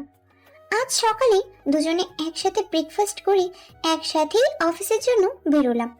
অফিসে কানাডার ডিলটা সাকসেস হওয়ার কারণে কালকে এর জন্য পার্টি থ্রো করেছেন স্যার। সেই পার্টিরই অ্যারেঞ্জমেন্ট করতে করতে অনেক রাত হয়ে গেল। স্যার আমার জন্য অপেক্ষা করছিলেন একসাথে বাড়ি ফিরবো বলে। আমরা সব কাজ গুছিয়ে প্রায় 10:30টার দিকে অফিস থেকে বেরিয়ে পড়লাম। আমি গাড়িতে বসে আছি আর স্যার ড্রাইভ করছেন। কিন্তু এই রাস্তা তো বাড়ির দিকে যায় না, তবে স্যার এদিকে গাড়ি ঘোরালো কেন? তাই আমি বললাম, আরে স্যার কি করছেন? এদিকে তো বাড়ির রাস্তা নয়, আপনি এদিকে কোথায় যাচ্ছেন? আপনি রাতকানা হয়ে গেলেন না তো? ভুল রাস্তায় যাচ্ছেন কেন? আমি রাত কানা হইনি, ওকে? তুমি চুপচাপ বসে থাকো, গেলেই দেখতে পারবে আমরা কোথায় যাচ্ছি। ওনার কথা শুনে আমি চুপ মেরে গেলাম। কিছুক্ষণ পর উনি একটা রেস্টুরেন্টের সামনে গাড়ি থামালেন। আমি অবাক চোখে ওনার দিকে তাকালাম। উনি গাড়ি থেকে নেমে আমার জন্য দরজা খুলে দিলেন। আমি নামতেই উনি আমার হাত ধরে রেস্টুরেন্টের ভিতর ঢুকলেন। অনেক বড় আলিশান রেস্টুরেন্ট দেখি আমার মুখ হাঁ হয়ে গেল। উনি চেয়ার টেনে দিতে দিতে বললেন, আজ আমরা এখানে ডিনার করব, বসো এখানে। আমি মুচকি হেসে বসে পড়লাম। উনিও আমার সামনেই বসলেন। ওয়েটার এলে উনি খাবার অর্ডার করলেন। আমি অবাক হয়ে ওনার দিকে তাকিয়ে আছি, কারণ উনি যা যা অর্ডার করলেন সবটাই আমার পছন্দের খাবার। উনি কি করে জানেন যে আমি এসব খেতে পছন্দ করি? খাবার এলে আপাতত এসব ভাবনা বন্ধ করে খেতে মনোযোগী হইলাম। খাওয়ার শেষে বিল পে করে আমরা বেরিয়ে আসলাম। ঠিক তখনই হঠাৎ করে একটা মেয়ে কোথা থেকে এসে উনার গলা জড়িয়ে ধরলো। What a present surprise SK, তুমি এখানে কি করছো? ডিনার করতে এসেছি এখানে। ওয়াও, তো চলো একসাথে ডিনার করি। আমিও ডিনারের জন্যই এসেছি। নো থ্যাঙ্কস রাইসা, আমার ডিনার হয়ে গেছে। ও, মুখে ঘন কালো মেঘ জমে গেল মেয়েটার। আমি শুধু দাঁড়িয়ে দাঁড়িয়ে ওদের কথাই শুনছিলাম। তখনই মেয়েটা আমাকে দেখিয়ে বলে উঠলো, who is she SK? She is মাই। বলতে গিয়ে থেমে গেলেন উনি। তারপর কিছু একটা ভেবে আবার বললেন, শি ইজ মিসেস নূর। ওনার কথা শুনে আমি চট করে ওনার দিকে তাকালাম। এটা কি বললেন উনি? কালই তো সবার সামনে আমাকে নিজের বউ বললেন, আর আজ আবার পাল্টে খেয়ে গেলেন। বুঝেছি, সুন্দরী মেয়ে দেখেই মন গলে গেছে, তাই এখন আমাকে বউ থেকে বিয়ে বানাতেও সময় নিলেন না। তবে আমিও কম না। উনি কাল নিজেই বলেছেন আমি যাতে নিজের জন্য লড়ি। ওনার কথাই হবে, আজ আমি নিজের অধিকারের জন্য লড়বো। ওনার প্ল্যানের 12টা বাজাবো। ওহ এসকে, তুমি খুব ভালো করেই জানো আমি যাত্রার সাথে পরিচিত হই না। তখনই আমি এগিয়ে গিয়ে রাইসার গলা জড়িয়ে ধরে বললাম, বাট আমি যাত্রার সাথে পরিচিত হই মিস রাইসা। আমি মিসেস খান, মিসেস সম্রাট খান। বলেই ওকে ছেড়ে দিয়ে সোজা হয়ে দাঁড়িয়ে মুচকি এসে ওনার দিকে তাকালাম। কিন্তু এ কি, আমি তো ভেবেছিলাম আমি ওনার প্ল্যান ভেস্তে দিয়েছি, কিন্তু উনি তো আমার দিকে তাকিয়ে বাবা হেসে যাচ্ছেন। রাইসা এবার অবাক হয়ে বলল, হোয়াট, লাইক সিরিয়াসলি আজকে ও তোমার বউ? আমি শুনেছি তোমার বিয়ে হয়েছে, কিন্তু এরকম একটা মেয়ের সাথে কি যোগ্যতা আছে এই তোমার বউ হওয়া? না আছে রূপ, না আছে গুণ। আমি মুখে এক ঝলক হাসি রেখে বললাম, আপনি ঠিকই বলেছেন, আমার না আছে রূপ, না আছে গুণ, কিন্তু আমার যেটা আছে সেটা আপনাদের মতো সুন্দরীদের কাছেও নেই। ভাগ্য, ভাগ্য আছে আমার, তাই তো উনার মতো একজনকে নিজের স্বামী হিসেবে পেয়েছি আমি, যেটা আপনার মতো সুন্দরী মেয়েদের নেই।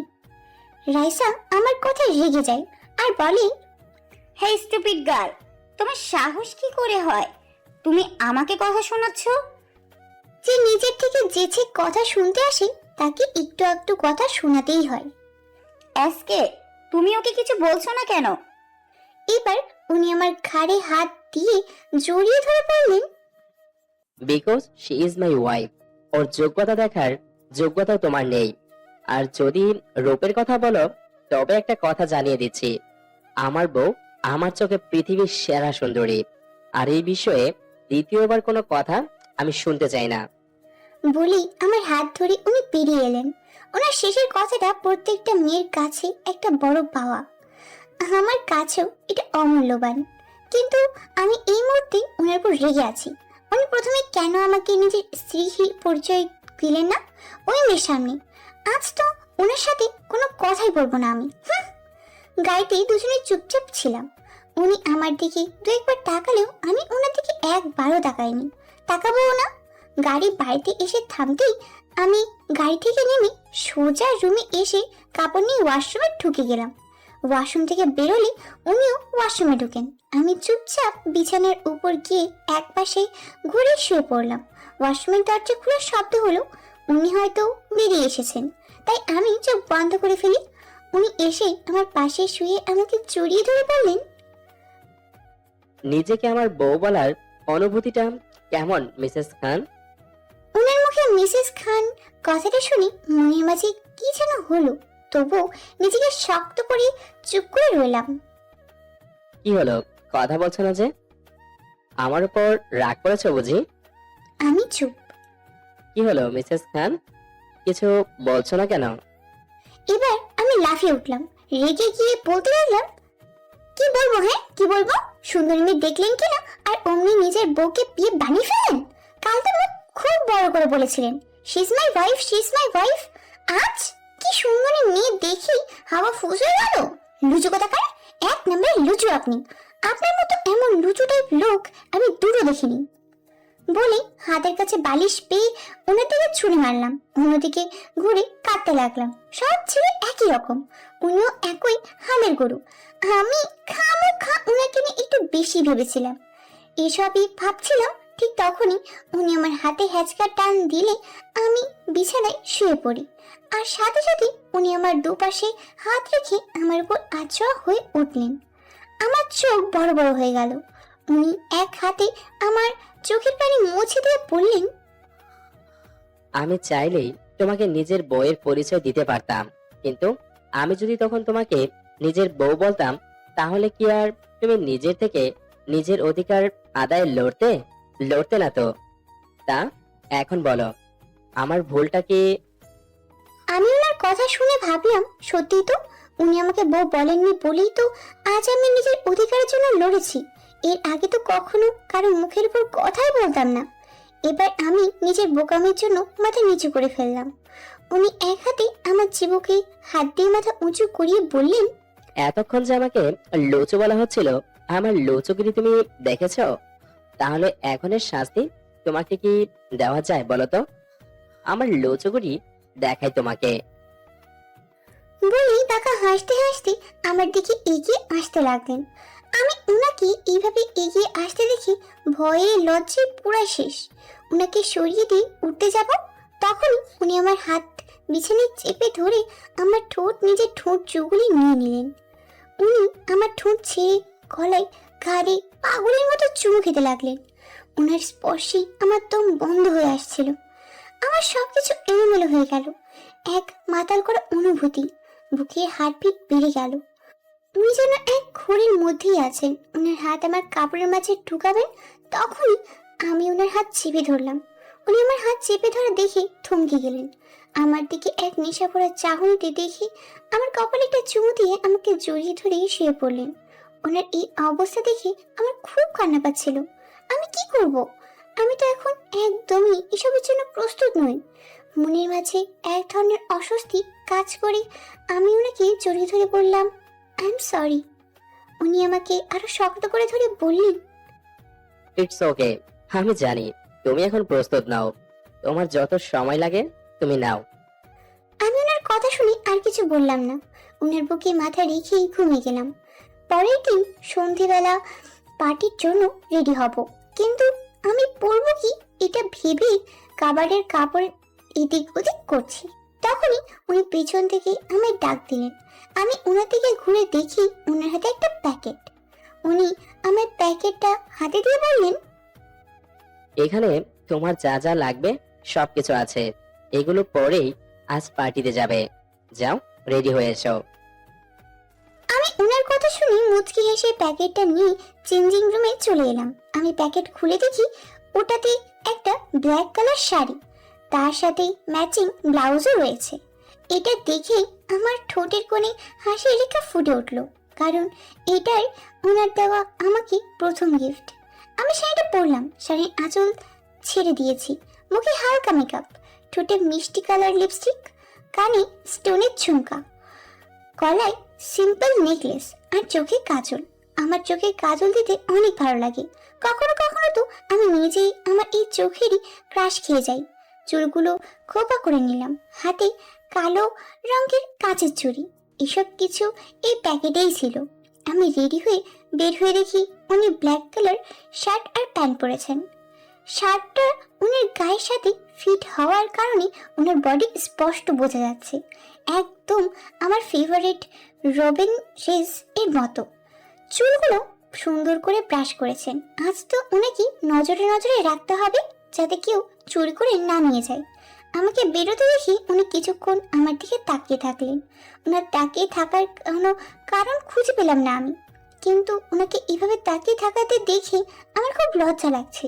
লজ্জায় মাথা নিচু করে রইলাম।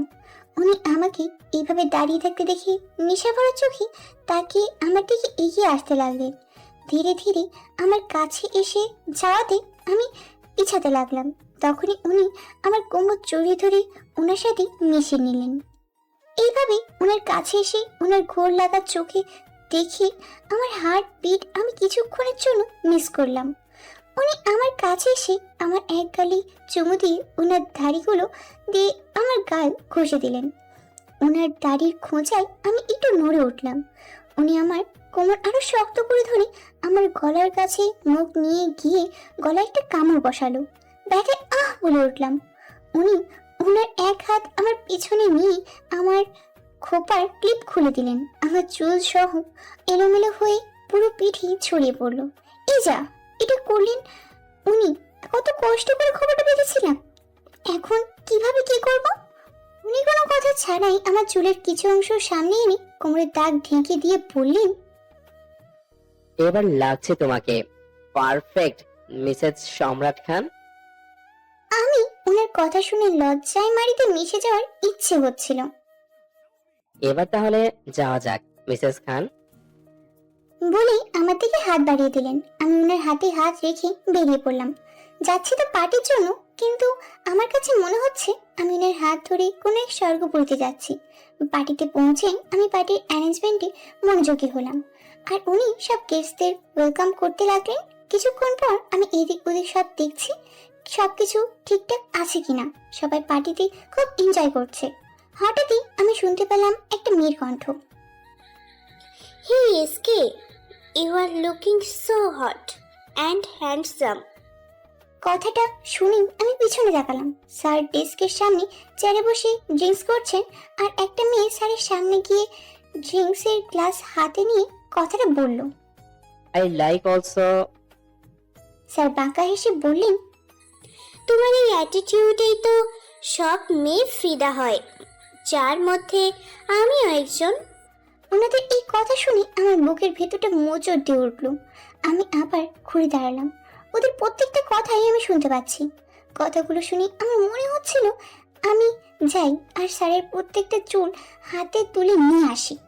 তখনই আমার কানে এলো মেয়েটা বলছে, এসকে, আমি কতবার তোমার সাথে রুম ডেটে যেতে চেয়েছি, কিন্তু তুমি রাজিই হচ্ছ না। তুমি চাইলে আমরা আজই রুম ডেটে যেতে পারি। এই কথা শোনার সাথে সাথেই আমি ওনার দিকে তাকালাম। মেয়েটা স্যারের গা ঘেঁষে দাঁড়িয়ে ওনার বুকে এক হাতে স্লাইড করতে করতে কথাগুলো বলছে, আর উনি আমার দিকে তাকিয়ে একই রকম ভাবে হেসে যাচ্ছেন। আমার চোখ থেকে অজান্তেই টপ করে এক ফোঁটা জল বেরিয়ে এলো। নিজেকে খুব ছোট মনে হচ্ছিল। যার পিছনে এত সুন্দর সুন্দর স্মার্ট আধুনিক মেয়েরা পাগল, তার জন্য আমি তো কিছুই না।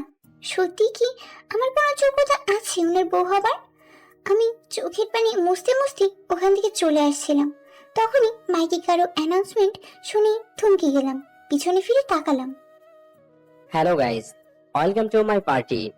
আশা করি আপনারা পার্টিতে খুব ভালোই এনজয় করেছেন। সবাই ওনার কথায় সায় দিলেন। গুড।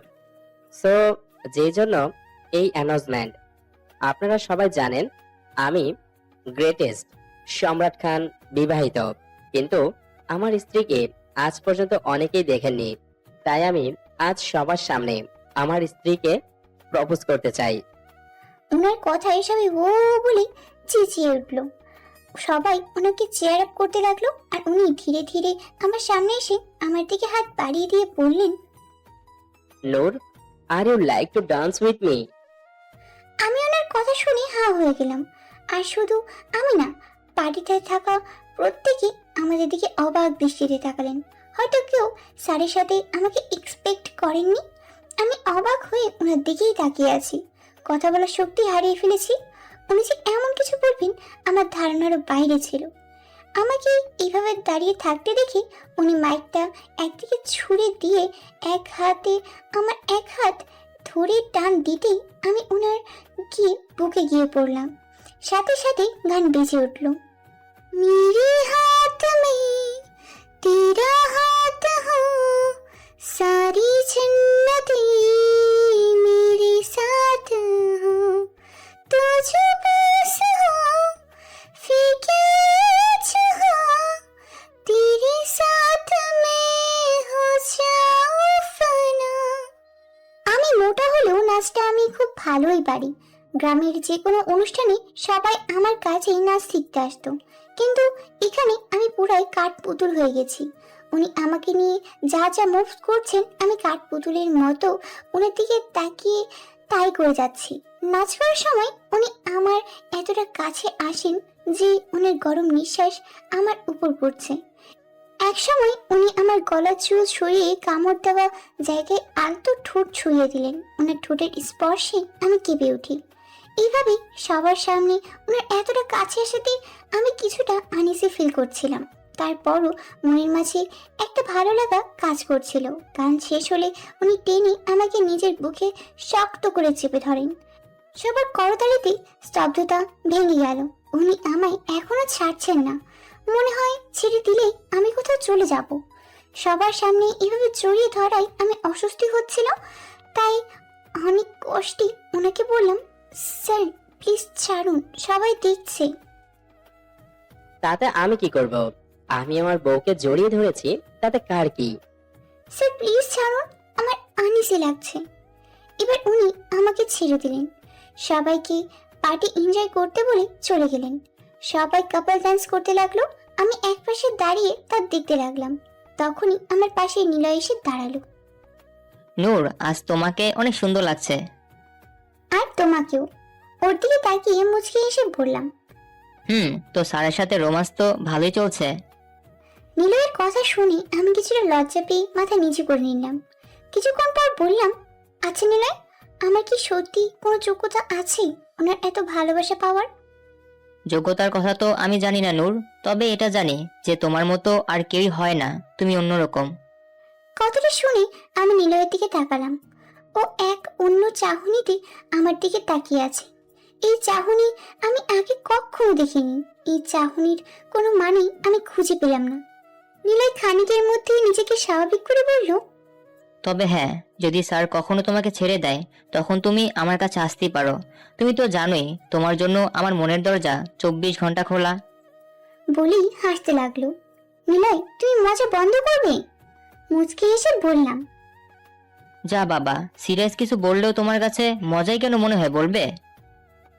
আমি এবার নিলয়ের দিকে তাকাতে দেখি স্যার পিছনে দাঁড়িয়ে আমাদের কথা শুনছেন।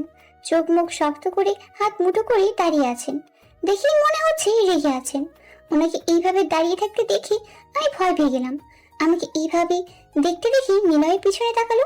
স্যার আমাদের এইভাবে দেখতে দেখে ওখান থেকে গজগজ করতে করতে চলে গেলেন। কি হলো স্যার, কি আমার কথা শুনে অন্য কিছু মাইন্ড করলেন না তো? আমার জন্য কি তোমার কোনো ক্ষতি হলো না তো? নিলয় আমার দিকে তাকিয়ে বলল। আমি ওর দিকে একবার তাকাতেই স্যারের পিছু পিছু যেতে লাগলাম। স্যার একটা নির্জন জায়গায় গিয়ে এক হাতে সিগারেট নিয়ে অন্য হাত দেয়ালে ঠেকিয়ে দাঁড়িয়ে আছেন। আমি ওনার পিছনে গিয়ে দাঁড়ালাম। স্যার, আমার আপনার সাথে কিছু কথা আছে। আপনি যেটা ভাবছেন নিলয় মোটেও সেভাবে বলতে চাইনি। ও তো মজা। আর বলতে পারলাম না। উনি আমার এক হাত টান দিয়ে সামনে এনে দেয়ালের সাথে মিশিয়ে ধরলেন। ওনার সিগারেট থাকা হাত দিয়ে আমার পাশের দেয়ালে জোরে প্যাঁচ মেরে বললেন, আমার থেকে মুক্তি চাও? আমার থেকে মুক্ত হয়ে ওই নিলয়ের কাছে যেতে চাও? তো যাও না, আটকে কে রেখেছে? তুমি ঠিক আছো, তুমি তোমার মতো জীবন কাটাচ্ছ। আমি খামোখা আমার লাইফ আটকে রেখেছি। অনেক হয়েছে। এতদিন তুমি তোমার মতো চলেছ, এখন আমি আমার মতো চলবো। আর মুক্তি চাও তো সেটাও পেয়ে যাবে, খুব তাড়াতাড়ি পেয়ে যাবে। স্যার আমার কথাটা তো। সেটা তোমার কথা শোনার কোনো ইন্টারেস্ট আমার নেই। Just go to hell. বলেই উনি চলে গেলেন। আমিও উনার পিছু পিছু যেতে লাগলাম। স্যার, স্যার আমার কথাটা শুনুন। উনি আমার কোনো কথা না শুনে অফিস থেকে বেরিয়ে গেলেন। আমি তাড়াতাড়ি বাড়ির গেস্টদের অনু রিয়াদের সামলাতে বলে ওখান থেকে চলে এলাম। উনি গাড়ি নিয়ে বেরিয়ে গেছেন। আমি ট্যাক্সি ভাড়া করে নিলাম। উনি বাড়ি পৌঁছাতেই নিজের রুমে গিয়ে নিজের দরজা লাগিয়ে দিলেন। ঘরের মধ্যে ভাঙচুর করছেন। আমি বাইরে দাঁড়িয়ে আছি, কিন্তু ডাকতে সাহস পাচ্ছি না। ভাবলাম রাগ ঠান্ডা হলেই কথা বলবো, তাই আমি অন্য রুমে চলে গেলাম। কিন্তু আমি কিভাবে জানবো যে এই একটা ভুলই আমাদের সম্পর্কে আরো দূরত্ব বাড়িয়ে দেবে, আবারও আগের মতো হয়ে যাবে আমাদের সম্পর্ক। পরের দিন থেকে উনি আমার সাথে কথা বলাই বন্ধ করে দেন। আমি কথা বলতে গেলেই সোজা অপমান করে তাড়িয়ে দেন। লেট নাইট পার্টি, মেয়েদের সাথে মেলামেশা করা আর কাজের মাঝেই এতটা ডুবে থাকেন যে আমার দিকে তাকানোর কোনো সময়ই ছিল না ওনার।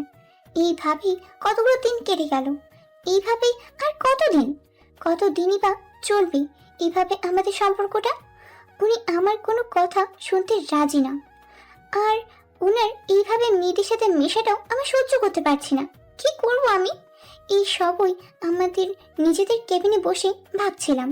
তখনই রাইসা আমার কেবিনে ঢুকেই ছেড়ে বসে পড়ল। ওকে দেখে কিছুটা বিরক্ত হলেও শান্তভাবে বললাম, রাইসা, আপনি এখানে কোনো প্রয়োজন ছিল কি? হ্যাঁ, প্রয়োজন আছে বলেই তো এসেছি। না হলে তোমার মতো মেয়ের সাথে কে দেখা করতে আসবে? তা বলুন, কি প্রয়োজন? তুমি সোমকে মুক্তি দিচ্ছ না কেন? মানে? আর কতদিন পরে থাকবে ওর পায়ের নিচে? তোমার মধ্যে কোনো সেমনেস বলতে কিছু আছে কি নেই? তুমি এতদিনে বুঝতে পারোনি যে তুমি এসকের যোগ্য নাও? তুমি সম্রাট খানের শব্দটার উচ্চারণেরও কোনো যোগ্যতা রাখো না। তুমি এটা বুঝো না, নাকি বুঝেও শুধু টাকার লোভে ওর ঘাড়ে ঝুলে আছো? শোনো, এসকের লাইফ থেকে চলে যাও। ওরা এখন মেয়ের নেশা ধরেছে, বুঝেছো? সেজন্যই তো এখন আমার সাথে টাইম স্পেন্ড করাতেও ও বেশি পছন্দ করে। আমি সোমকে অনেক সুখে রাখবো, অন্তত তোমার থেকে তো বেটারই। সো ব্যাগ গোছাও আর এসকের লাইফ থেকে গেট লস্ট হও। বলেই চলে যাচ্ছিল, কিন্তু যেতে নিয়েও আবার ফিরে এসে বলতে লাগলো, আর হ্যাঁ, এখন আমি কোথায় যাচ্ছি জানো? তোমার ফিউচার এক্স হাজবেন্ডের সাথে লং ড্রাইভে। অনেক ফান হবে, কি বলো? বলেই হাসতে হাসতে ও চলে গেল। আমি থ হয়ে দাঁড়িয়ে রইলাম। এ কি হলো এটা? কি বলে গেল ও? না না, এটা কিছুতেই হতে পারে না। অনেক হয়েছে, অনেক, ঠিক আছে চুপ। আর না, এইবার তো এর একটা শেষ করেই ছাড়বো। আজ আমি আমার অধিকার নিয়ে ছাড়বো, আর ওনাকে একটু টাইটও দিয়ে দেবো। এসব ভেবে রেগে মেগে নিজের কেবিন থেকে বেরিয়ে সোজা ওনার কেবিনের দিকে ছুটলাম। নক না করে ভিতরে ঢুকে পড়লাম। দেখি উনি কেবিনের পিছনের দিকে থাই গ্লাস ভেদ করে চলন্ত শহর দেখতে ব্যস্ত, আর রাইসা ওনার গলায় ঝুলে আছে বাদরের মতো। আমাকে এভাবে কেবিনে ঢুকতে দেখে রাইসা বলে উঠল, হেই স্টুপিড গার্ল, কমন সেন্স বলতে কি কিছু নেই তোমার? কারো কেবিনে আসতে হলে যে নক করে আসতে হয় জানো না তুমি? আমি রাইসার কথা সম্পূর্ণ না শোনার ভান করে সোজা ওনার সামনে গিয়ে দাঁড়ালাম। নিজেকে কি মনে করেন কি আপনি? হ্যাঁ, এত কিসের রাগ, এত কিসের জেদ আপনার? সেদিন কি না কি শুনে আমার সাথে কথা বলা বন্ধ করে দিয়েছেন, আর আজ পর্যন্ত অপমান ছাড়া আর কোনো কথাই বলেননি। কি ভাবেন আপনি নিজেকে? হতে পারেন আপনি দ্য গ্রেটেস্ট সম্রাট খান, তবে সেটা দুনিয়ার জন্য, আর আমার জন্য আপনি আমার স্বামী, আর আমি আপনার স্ত্রী। আপনার ঘরে বউ থাকতে আপনি এইসব মেয়ের সাথে কি করে ঢলাঢলি করতে পারেন? আমার বুঝি কষ্ট হয় না? নাকি আমি মানুষ না যে আমার কষ্ট হতে নেই? এক নাগারে সব কথা চেঁচিয়ে চেঁচিয়ে বলতে লাগলাম। উনি আমার দিকে শান্তভাবে তাকিয়ে আছেন। আমার দিকে তাকিয়ে উনি বললেন, রাইসা, তুমি বাইরে গিয়ে আমার জন্য অপেক্ষা করো। হোয়াট? But why baby? সেই কৈফিয়ত তোমাকে দেওয়ার প্রয়োজন বোধ করি না। এবার রাইসা চোখ মুখ খিচে আমার দিকে তাকিয়ে তরতর করতে করতে চলে গেল। এবার উনি আমার দিকে এগিয়ে আসতে আসতে বলল, হ্যাঁ, তো তুমি কিছু বলছিলে? উনাকে এভাবে এগিয়ে আসতে দেখে আমার রাগ ফুস হয়ে গেল। ভয়ে আমি পিছোতে লাগলাম। কি হলো বলো? আমার মুখ দিয়ে আর কোনো কথা বেরোচ্ছে না। আমি পিছাতে পিছাতে কাঁচের গ্লাসের সাথে লেগে গেলাম, আর উনি আমার কাছে এসে আমার এক পাশে কাঁচের উপর হাত রেখে বলল, কি হলো বলো? আমি আমতা আমতা করে বললাম, স্যার, আপনার ওই রাইসের সাথে মেলামেশা আমার একদম সহ্য হয় না। উনি আমার কথা শুনে আমার আরো কাছে এসে বললেন, কেন সহ্য হয় না? আমি রাইসার সাথে মেলামেশা করলে তোমার প্রবলেম কি? তুমি তো কখনো আমাদের সম্পর্কটা এগিয়ে নিয়ে যাওয়ার চেষ্টাও করনি, তাহলে কেন সহ্য হচ্ছে না তোমার? উনি আমার আরো কাছে আসতে নিলে আমি চোখ বন্ধ করে নিই। উনি আমার কানের কাছে মুখ এনে বললেন, ভালোবাসো আমায়? আমি ওনার কথা শুনে চট করে ওনার দিকে তাকাই। উনি আমার দিকে তাকিয়ে আবার বললেন, কি হলো বলো, ভালোবাসো আমায়? আমি ওনার চোখের দিকে তাকিয়ে কোথায় যেন হারিয়ে গেলাম। ওই চোখে না বলা অনেক কথাই ভাসছিল। ওই চোখে আমি মাতল হয়ে কত কিছু ভুলে কিছু বলতে যাব, তখনই রাইসা কেবিনের ভিতর ঢুকে পড়ে। আজকে আর কতক্ষণ এই মেয়েটার সাথে কথা বলবে? আমাদের লেট হয়ে যাচ্ছে তো। বলি আমাদের এইভাবেই দেখে থ মেরে গেল রাইসা। আমার রাইসাকে দেখে যতটা না রাগ হচ্ছে তার থেকে বেশি লজ্জা পেলাম উনি আমার এতটা কাছে থাকায়। কিন্তু উনি এখনো যেভাবে আছেন সেভাবেই দাঁড়িয়ে আছেন, একটু নড়লেনও না। এইভাবেই থাকি আমার দিকে তাকিয়ে বললেন, রাইসা, কারো কেবিনে আসতে হলে যে নক করে আসতে হয়, এই কমন সেন্সটাও কি তোমার নেই?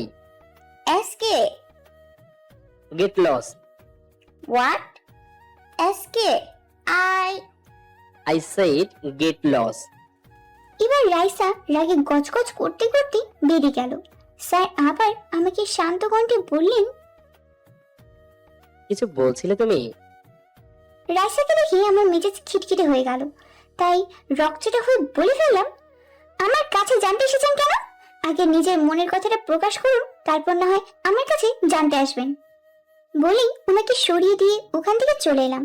একবারের জন্যও ফিরে তাকালাম না। নিজের কেবিনে এসেই ঢক ঢক করে এক গ্লাস পানি খেয়ে নিলাম। আমার কত সাহস, আজ আমি ওনার মুখের উপর কথা বলেছি। বাবা প্রাণ উড়ে কোথায় পালিয়েছিল কে জানে। আমি এসব ভাবনা বাদ দিয়ে নিজের কাজে মন দিলাম। আজ কাজের চাপ থাকায় রাত 8টায় অফিস থেকে বেরিয়েছি। স্যার অনেক আগেই চলে গেছেন, আর যাওয়ার আগে এক টুকরো কাজ হাতে ধরিয়ে গেছেন। এগুলো শেষ করতেই রাত হয়ে গেল। বাড়ি ফিরে দেখি পুরো বাড়ি অন্ধকার। এ কি, পুরো বাড়ি অন্ধকার কেন? স্যার বাড়িতে নেই। আর স্যার যদিও বাড়িতে না থেকে তবুও সার্ভেন্টরা তো আছে, তাহলে বাড়ি অন্ধকার কেন? আমি সার্ভেন্টদের ডাকলাম, কিন্তু কোনো সারা শব্দ নেই। গেল কই সবাই? আমি ধীরে ধীরে উপরে উঠে এলাম। নিজের রুমে ঢুকতে গিয়ে দেখি রুম লক করা, কিন্তু আমি তো রুম লক করে কোথাও যাই না। আমার কাছে তো চাবিও নেই যে খুলবো। আমি ধীরে ধীরে স্যারের রুমের দিকে গেলাম। স্যারের রুম থেকে হালকা আলো আসছে। আমি আস্তে আস্তে দরজা খুলে যা দেখলাম তাতে আমার পুরো মুখ হাঁ হয়ে গেল। রুম এত সুন্দর করে ডেকোরেট করা যে শুধু দেখে যেতে ইচ্ছা করছে। আমি রুমের ভেতর ঢুকে এদিক ওদিক দেখতে লাগলাম। পুরো রুম গোলাপ ফুল আর রেড কালারে লাইটিং দিয়ে ডেকোরেট করা। রুমের চারদিকে ক্যান্ডেল জ্বালানো, বিছানায় গোলাপের পাপড়ি দিয়ে হার্ট শেপ আঁকা। সবকিছু দেখে আমি শুধু অবাকই হচ্ছি। আমি বেডের দিকে এগিয়ে গেলে একটা প্যাকেট দেখতে পাই। প্যাকেটের উপর লেখা জাস্ট ফর ইউ। ওটা দেখি আমার ঠোঁটের কোণে হাসির রেখা ফুটে উঠল। আমি প্যাকেটটা খুলে দেখি রেড কালার শাড়ি আর ম্যাচিং ব্লাউজ, তার সাথে কসমেটিক্সও রয়েছে। আর একটা চিরকুট যেটাতে লেখা তাড়াতাড়ি রেডি হয়ে এসো। আমি প্যাকেট হাতে নিয়ে ওয়াশরুমে চলে গেলাম। কি হচ্ছে এসব? স্যার কি করতে চাচ্ছেন আমি কিছুই বুঝতে পারছি না, তবে মনের মধ্যে একটা অন্যরকম ফিলিংস কাজ করছে। আমি শাড়িটা পরে নিলাম। মুখে হালকা মেকআপ, মিষ্টি কালার লিপস্টিক, চোখে কাজল, কানের ঝুমকো, গলায় সিম্পল নেকলেস আর হাতে লাল চুড়ি। চুলগুলো বাঁধতে কেউ বাঁধলাম না, কারণ স্যার আমার খোলা চুলই পছন্দ করেন। আমি রেডি হয়ে বেরিয়ে যা দেখলাম তাতে আমার আরো অবাক হওয়ার পালা। পুরো রুমে হাজারো লাল হার্ট শেপ বেলুন ছাড়ানো। বেলুনের মেঝে পুরোপুরি ভরে গেছে। আমি একটা বেলুন হাতে নিয়ে দেখি বেলুনের গায়ে লেখা আই লাভ ইউ নূর। এটা দেখি মনের ভেতর ঠিক করে উঠলো, কিন্তু স্যার কোথায়? স্যারকে দেখতে পাচ্ছি না কেন? আমি এগিয়ে এসে স্যারকে এদিক ওদিক খুঁজতে লাগলাম।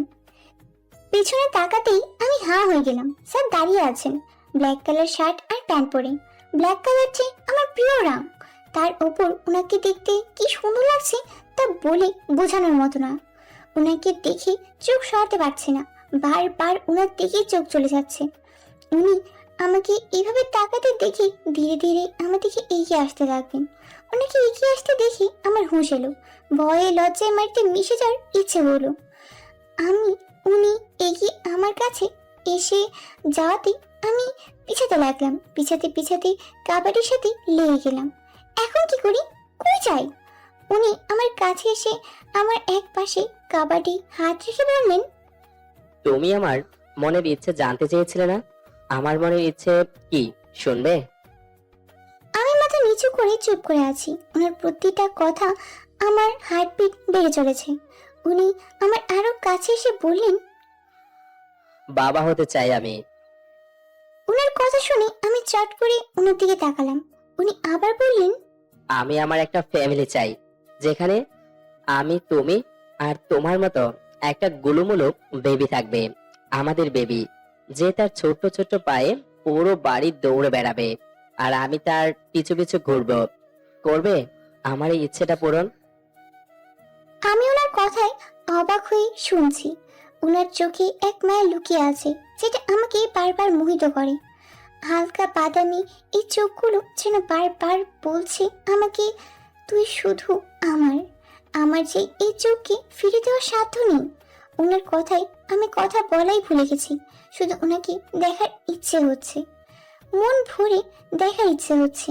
উনি আমার ঠোঁটের একদম কাছে ঠোঁট এনে বললেন, কি হলো, কিছু বলছো না যে? করবে না আমার এই ইচ্ছেটা পূরণ? আমি আর নিজেকে আটকে রাখতে পারলাম না। নিজের অজান্তে একটু উঁচু হয়ে আলতো ভাবে ওনার ঠোঁট ছুঁয়ে দিলাম। আমার ঠোঁটের স্পর্শ পেয়ে উনি এক হাতে আমার কোমর জড়িয়ে ধরে, অন্য হাতে আমার মাথার পিছনে চুল আঁকড়ে ধরে আমার ঠোঁটের ঠোঁট ডুবিয়ে দেয়। পাগলের মতো আমার ঠোঁটে, গলায়, ঘাড়ে আদরে আদরে ভরিয়ে দিতে লাগলো। ওনার উষ্ণ স্পর্শে আমার সব এলোমেলো হয়ে গেল। ওনার প্রত্যেকটা স্পর্শ আমাকে শিহরিত করছিল। এমন সময় উনি আমাকে অবাক করে দিয়ে আমাকে কোলে তুলে নিলেন। আমি ভয় ওনার কলার খামচে ধরে বলতে লাগলাম, আরে আরে কি করছেন, পড়ে যাবো তো। উনি আমার দিকে তাকিয়ে বাঁকা হেসে বললেন, তোমার হাজবেন্ড অত দুর্বল নয়, নিজের স্ত্রীর ভার ওঠানোর ক্ষমতা আমার আছে। আর তুমি তো ভারী নও, শুধু শুধু গোলুমুলু হয়েছ। আমি ওনার কথা শুনে লজ্জায় ওনার বুকে মুখ লুকালাম। উনি আমাকে বেলকনিতে নিয়ে গিয়ে বেতের সোফায় বসালো। দেখলাম ওখানে টেবিলে খাবার সার্ভ করা। স্যার আমার পাশে বসে নিজের হাতে ভাত মেখে খাইয়ে দিল আর নিজেও খেয়ে নিল। খাওয়া দাওয়া শেষে উনি আমাকে পেছন থেকে জড়িয়ে ধরে আমার মাথাটা নিজের বুকে ঠেকিয়ে নিল আর বলল, তুমি খুব চাঁদ দেখতে পছন্দ করো তাই না? আজ দুজনে একসাথে বসে চাঁদ দেখবো। ওনার এই কথায় আমি অবাক হয়ে ওনার দিকে মুখ ঘুরে তাকালাম। উনি কি করে জানলেন আমি চাঁদ দেখতে পছন্দ করি? উনি আমার দিকে না তাকিয়ে চাঁদ দেখতে দেখতে বলল, জানানোর প্রথম যখন আমি তোমায় গ্রামের বাড়ি দেখেছিলাম তখন আমি কিছুটা অবাক হয়েছিলাম। পরে যখন জানলাম তোমার সাথে আমাকে সারা জীবন কাটাতে হবে তখন আমার খুব রাগ হয়েছিল, কিন্তু আমি কখনো বাবার বিরুদ্ধে যেতে চাইনি। তাই সেদিন তোমাকে নিচের থেকে ফোন করে ডাকলাম আর ক্যাফেতে নিয়ে গিয়ে তোমাকে সব বললাম। ভেবেছিলাম গরিব গ্রামের মেয়ে, তোমাদের জন্য টাকায় সবকিছু, আর আমার সাথে বিয়ে হলে যে এসবের কিছুর অভাব তোমার থাকবে না তা তুমি খুব ভালো করেই জানো।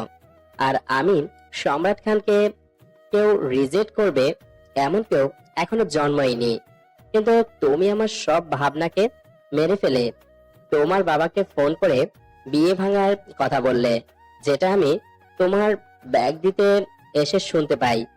তখন আমি অনেক আশ্চর্য হই যে আমাকেও কেউ রিজেক্ট করতে পারে। তখনই তোমার উপর একটা ভালো লাগা কাজ করছিল, সেই ভালো লাগা নিয়েই আমাদের বিয়েও হয়ে গেল। আমরা আলাদা থাকতাম ঠিকই, কিন্তু অফিসে যখন তোমাকে দেখতাম তুমি পার্সোনাল লাইফের কথা ভুলে আমার সামনেই অফিসের সব কাজ করছিলে, কিন্তু তাতে তোমার কোনো ভ্রুক্ষেপ ছিল না। তোমার এই স্বভাবেই আমি আরো মুগ্ধ হই। পরে বাবার কথাতে তোমাকে নিজের পিয়ে বানালাম। যদিও এর জন্য তোমাকে অনেক স্টেট দিতে হয়েছে, তবুও আমি কেন যেন মন প্রাণ দিয়ে চেয়েছিলাম তুমি আমার পিয়ে হও। আর এই হলো তুমি আমার পিয়ে হলে, সব সময় আমার আশেপাশে থাকতে। এভাবে কখন যেন তুমি আমার অভ্যাসে পরিণত হলে। তোমার হাতের কফি না খেলে আমার দিন ভালো যেত না। তুমি আমার কেবিন না গোছালে আমার সবকিছু অগোছালো লাগতো। তোমার উপর রাগ না করলে মনে হতো দিনটাই বৃথা। তোমার ভয়ার্থ মুখটা দেখতে আমার খুব ভালো লাগতো। আমি সব সময় তোমাকে আমার আশেপাশে দেখতে চাইতাম, কিন্তু সেটা তো সম্ভব নয়। তাই সিসি ফুটেজে সব সময় তোমাকে দেখতাম, আর তোমার কেবিনে ভয়েস রেকর্ডার লাগিয়ে রেখেছিলাম যেন তোমার বলা প্রত্যেকটা কথা আমি শুনতে পাই। যখন তোমাকে ওই নিলয়ের সাথে দেখতাম প্রচন্ড রাগ হতো আমার। ইচ্ছে হতো ওর সামনে থেকে তোমার হাত ধরে নিয়ে চলে আসি, কিন্তু সেটা তো পারতাম না।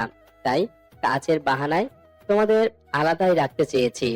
নিলয়কে তোমার সাথে দেখলে আমার কেন রাগ হতো আমি তখনও জানতাম না, কিন্তু যেদিন আমি তোমাকে খুঁজে পাচ্ছিলাম না সেদিন আমি পাগল হয়ে গিয়েছিলাম। প্রায় মনে হচ্ছিল আমার সব থেকে মূল্যবান জিনিসটাই হারিয়ে গেছে, যাকে ছাড়া আমার এক মুহূর্তও চলে না।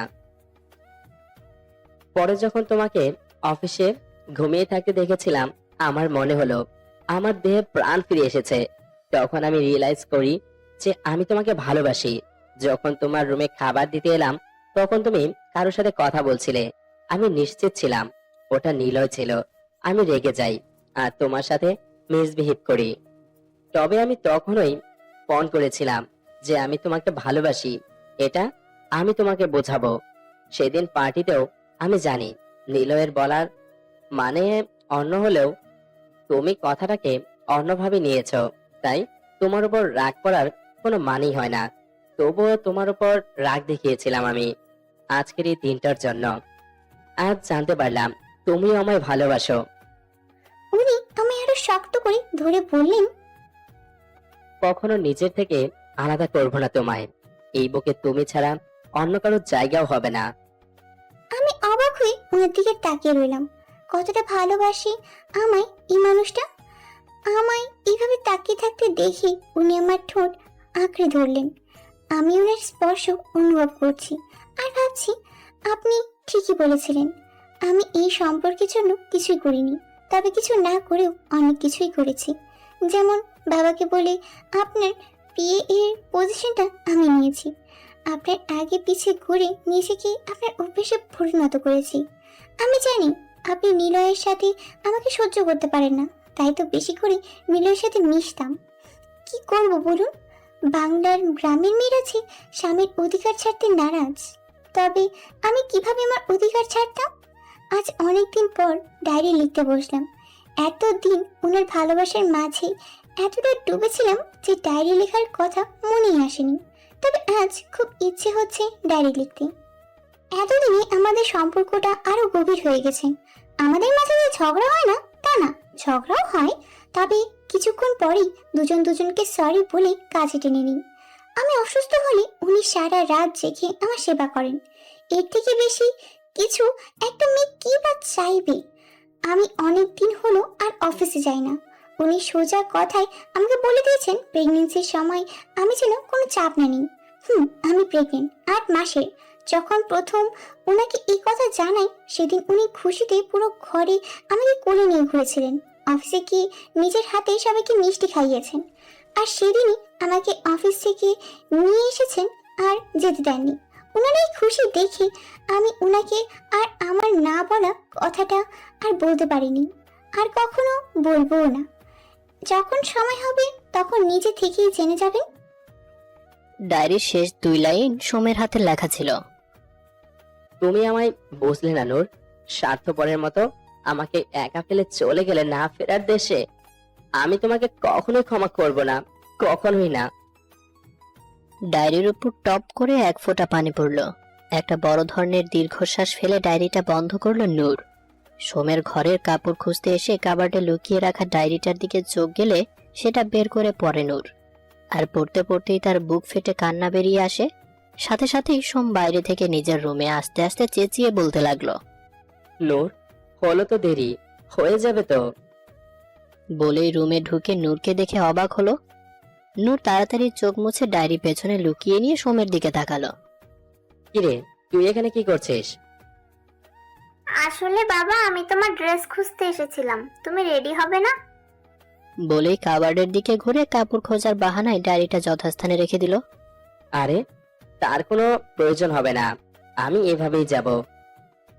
নূর এবার কাবার্ড লাগিয়ে সোমের কাছে এসে হাসি মুখে বলল, ওয়াও বাবা, তোমাকে তো প্রতিদিনের মতোই হট অ্যান্ড হ্যান্ডসাম লাগছে। না জানি এখনো তোমার উপর কত মেয়ে ফিদা হয়। সোম এক হাতে নূরকে জড়িয়ে ধরে ঘর থেকে বেরোতে বেরোতে বলল, দেখতে হবে না বাবাটা কার, তবে আমার বেবি ডলটাকেও তো কম সুন্দর লাগছে না। I like also. বলেই দুজনে হাসতে হাসতে বাড়ি থেকে বেরিয়ে গেল। সার্ভেন্ট একটা লাগেজ এনে গাড়ির ডিক্কিতে রেখে দিল। নূর আর সোম গাড়িতে বসলো। নূর, সব ঠিকঠাক ভাবে দেখে নিয়েছিস তো?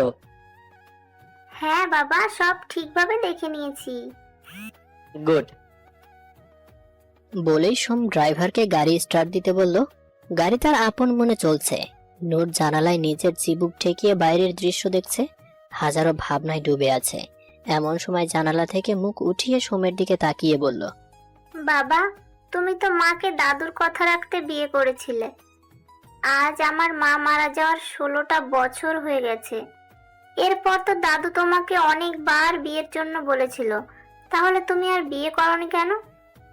মেয়ের মুখে এমন কথা শুনে কিছুটা অবাক হয়ে সোম তার দিকে তাকালো, কিন্তু পরক্ষণেই স্বাভাবিক হয়ে বলল, তোর মাকে কথা দিয়েছিলাম এই বুকে ও ছাড়া অন্য কারো জায়গা হবে না, হয়তো তাই আর অন্য কাউকে বিয়ে করা হয়নি।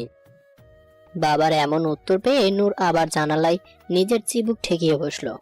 মনের মধ্যে হাজারো ভাবনা জমে রয়েছে তার। সোমের ডাকে ঘোর ভাঙল নূরের। কিরে, এখনো বসে আছিস? এয়ারপোর্টে পৌঁছে গেছি, বেরোবি না?